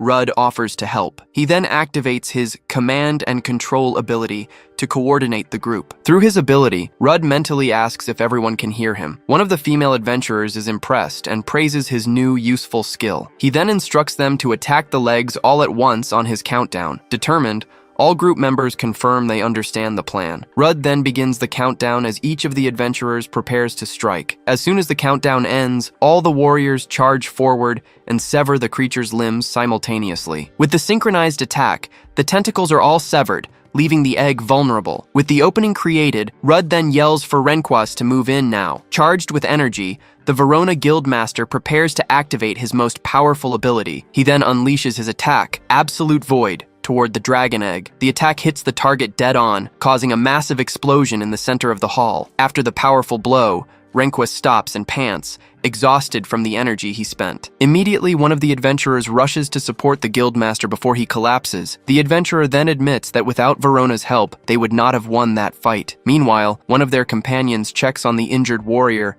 and confirms there are no serious wounds. With a smile, Rudd declares that this was the entire group's flawless victory. From a distance, a masked adventurer watches the celebration, calling them a bunch of cheerful idiots. With a malicious grin, he decides he'll take the dragon's mana stone for himself and secure his fortune. He then begins to search through the creature's remains, but wonders what's going on. The adventurer then complains that he can't find the stone, no matter how deep he searches. Suddenly, he whirls around, sensing an imminent threat. In an instant, a sharp tentacle erupts from the dragon's back. The limb then pierces through the adventurer's body in a fatal blow. Wounded, he can only let out a final breath. He then falls to the ground beside the creature's body. A monstrous mouth then emerges and laments that this rebirth was wasted. Soon, a new dragon breaks free from the egg's remains and calls the fallen adventurer weak. The creature then states that, unfortunately, it will have to wait for another opportunity, as its body won't last long. With a menacing look, the dragon vows they will never leave this place alive. Suddenly,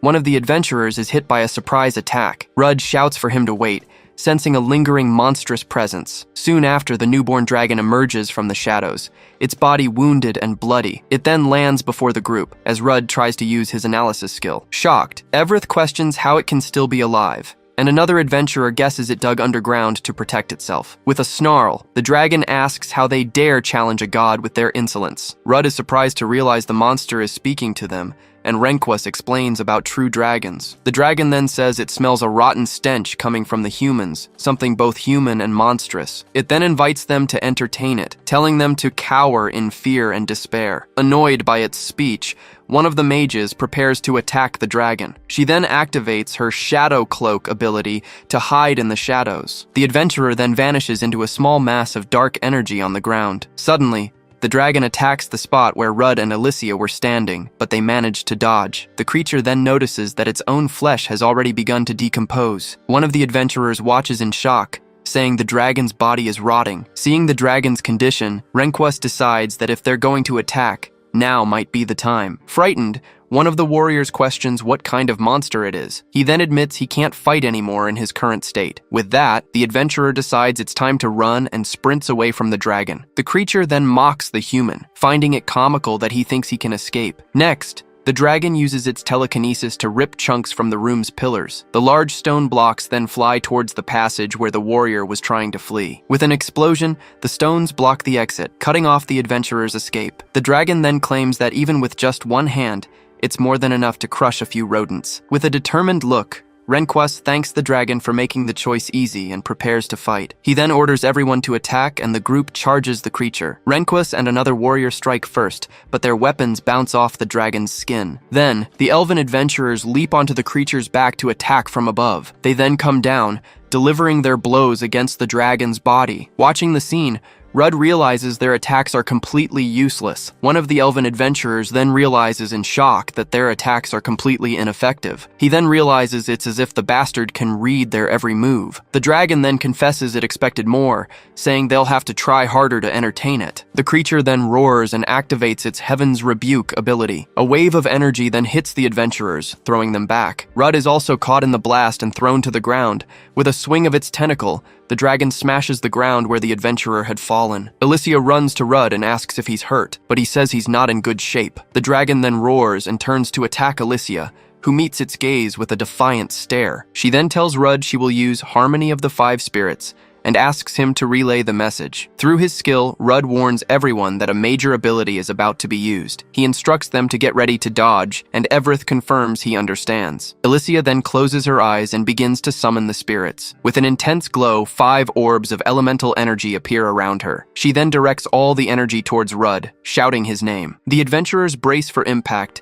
and one of them announces that the attack is coming. A powerful beam of elemental energy then shoots toward the dragon. The creature turns to face the attack with a look of fury and determination. The dragon then concentrates a large amount of energy in its eye. The two attacks then collide in a massive explosion in the center of the hall. When the smoke clears, one of the adventurers asks if the attack worked. The dragon then emerges from the smoke, and another companion replies that wasn't exactly the case. The creature then admits it seems to have underestimated their abilities. Alicia watches the scene, surprised and worried about the battle's outcome. Manhwa seizes the opportunity and leaps at the dragon, axe in hand. The dragon, however, hits him with a direct punch to the face before he can attack. The impact sends Manhwa flying into a wall, and one of the adventurers shouts his name. Enraged, one of the mages curses the creature and summons roots to bind it. Thick vines then sprout from the ground and wrap around the dragon's body. With the monster immobilized, one of the elven adventurers charges forward, yelling that he's got it. In midair, the dragon bites the adventurer, shattering his sword and throwing him aside. Everett then remarks that he made sure to be in the dragon's blind spot. With a swing of its tail, the creature smashes him against the wall. The dragon then easily breaks free from the roots that held it. It then scoffs at their pathetic attempt to delay it, feeling almost insulted. With a glow in its hands,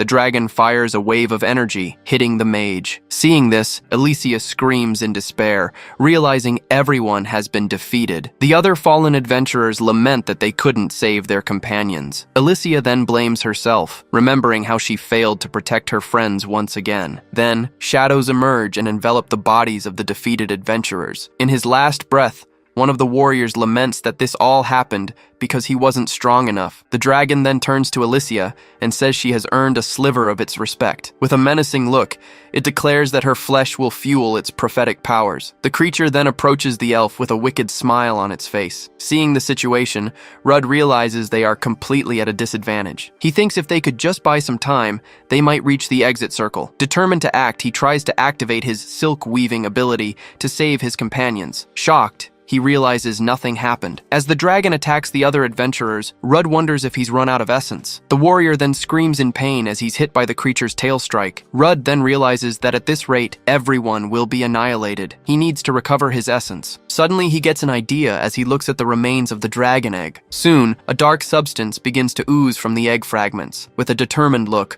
Rudd prepares to absorb the energy. Meanwhile, the dragon roars and fires its petrifying breath toward the group. Alicia reacts quickly, summoning her spirit, Sylphiad, to protect them. The spirit's attack collides with the dragon's breath in a massive explosion. Using the distraction, one of the adventurers rushes forward to attack the dragon. He then unleashes his Windblade Slash ability against the creature. The dragon also fires its own version of Wisdom of the Earth. Next, the creature attacks with an air slash and a water bomb. With that, The two elven adventurers are hit and scream in pain. Exhausted, Evereth breathes heavily after the creature's attack. He then wonders how the dragon has access to so many types of abilities. With a smirk, the dragon asks if they'd like a taste of its power. The creature then shrouds itself in electricity and uses the power charge ability. Shocked, Evereth realizes the dragon's power governs premonition itself. He then warns that the creature is defenseless while charging, and that they must attack. Hearing this, Alicia summons her spirits, Uldella and Vakajan. The elven adventurer combines their powers, creating the Riptide Blade and the Storm Thread. With his sword imbued, Evereth charges forward, declaring that this is for the dragon. The dragon, however, stares back with a calculating gaze. Suddenly, the adventurer realizes he might be walking into a trap. In an instant, the dragon's tail pierces through Evereth's back in a fatal blow. Alicia watches in shock as her two spirits are defeated. From the blow, Evereth collapses to the ground, gravely wounded, his body bleeding non-stop. Shocked, Alicia laments that she can't believe what's happening. Soon, her water spirit flies away from her, toward the dragon. The creature then catches the spirit in its hand and observes it. The dragon remarks that it's a fascinating spirit and wonders what it will taste like. In despair, Alicia screams for it to stop. The creature then opens its mouth, preparing to devour the spirit. In an instant, the dragon snaps its mouth shut, crushing the elemental being with its teeth. Alicia can only hear the sound of the spirit being crushed, paralyzed by shock. Falling to her knees, she grieves that this can't be happening. The dragon then explains that abilities requiring a charge are meant for facing stronger opponents. It then asks her if she understands why it used such a trick against a group of pests. The creature then reveals it was to see her face, deliciously contorted in despair. With that,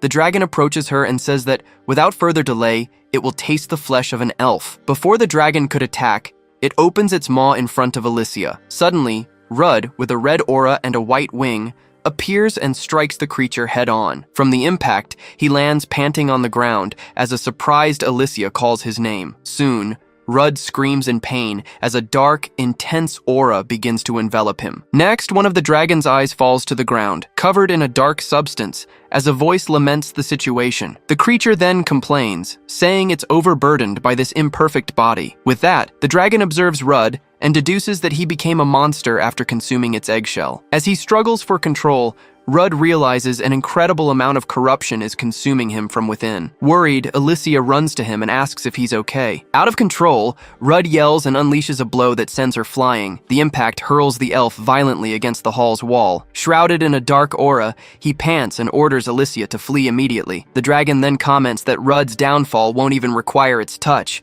as he won't last long in that state. Kneeling on the ground, Rudd feels his entire body on fire, his mind slipping away. In his last moments of consciousness, he realizes the corruption is swallowing him whole. Suddenly, a woman emerges from the shadows and comments that she thought he had better control over it. Rudd stares at her, surprised and confused by the sudden appearance. Kneeling on the ground, he questions how this could be possible as a light emanates from his body. As the light grows, he feels the essence seeping into his body as if being tamed, much to the dragon's shock. Then, the woman hands him his sword and instructs him to kill the giant pet lizard on its last leg. Enraged by the insult, the dragon can hardly believe what it just heard. The creature then charges in a fury, questioning how they dare to utter such blasphemy against a god. With a smirk, the woman taunts the creature, commenting on how a little teasing got it all worked up. Meanwhile, Rudd, shrouded in an energy aura, rushes forward to intercept the dragon's attack. With a swift movement, he delivers a direct slash to the creature's face. The adventurer then lands a second powerful blow,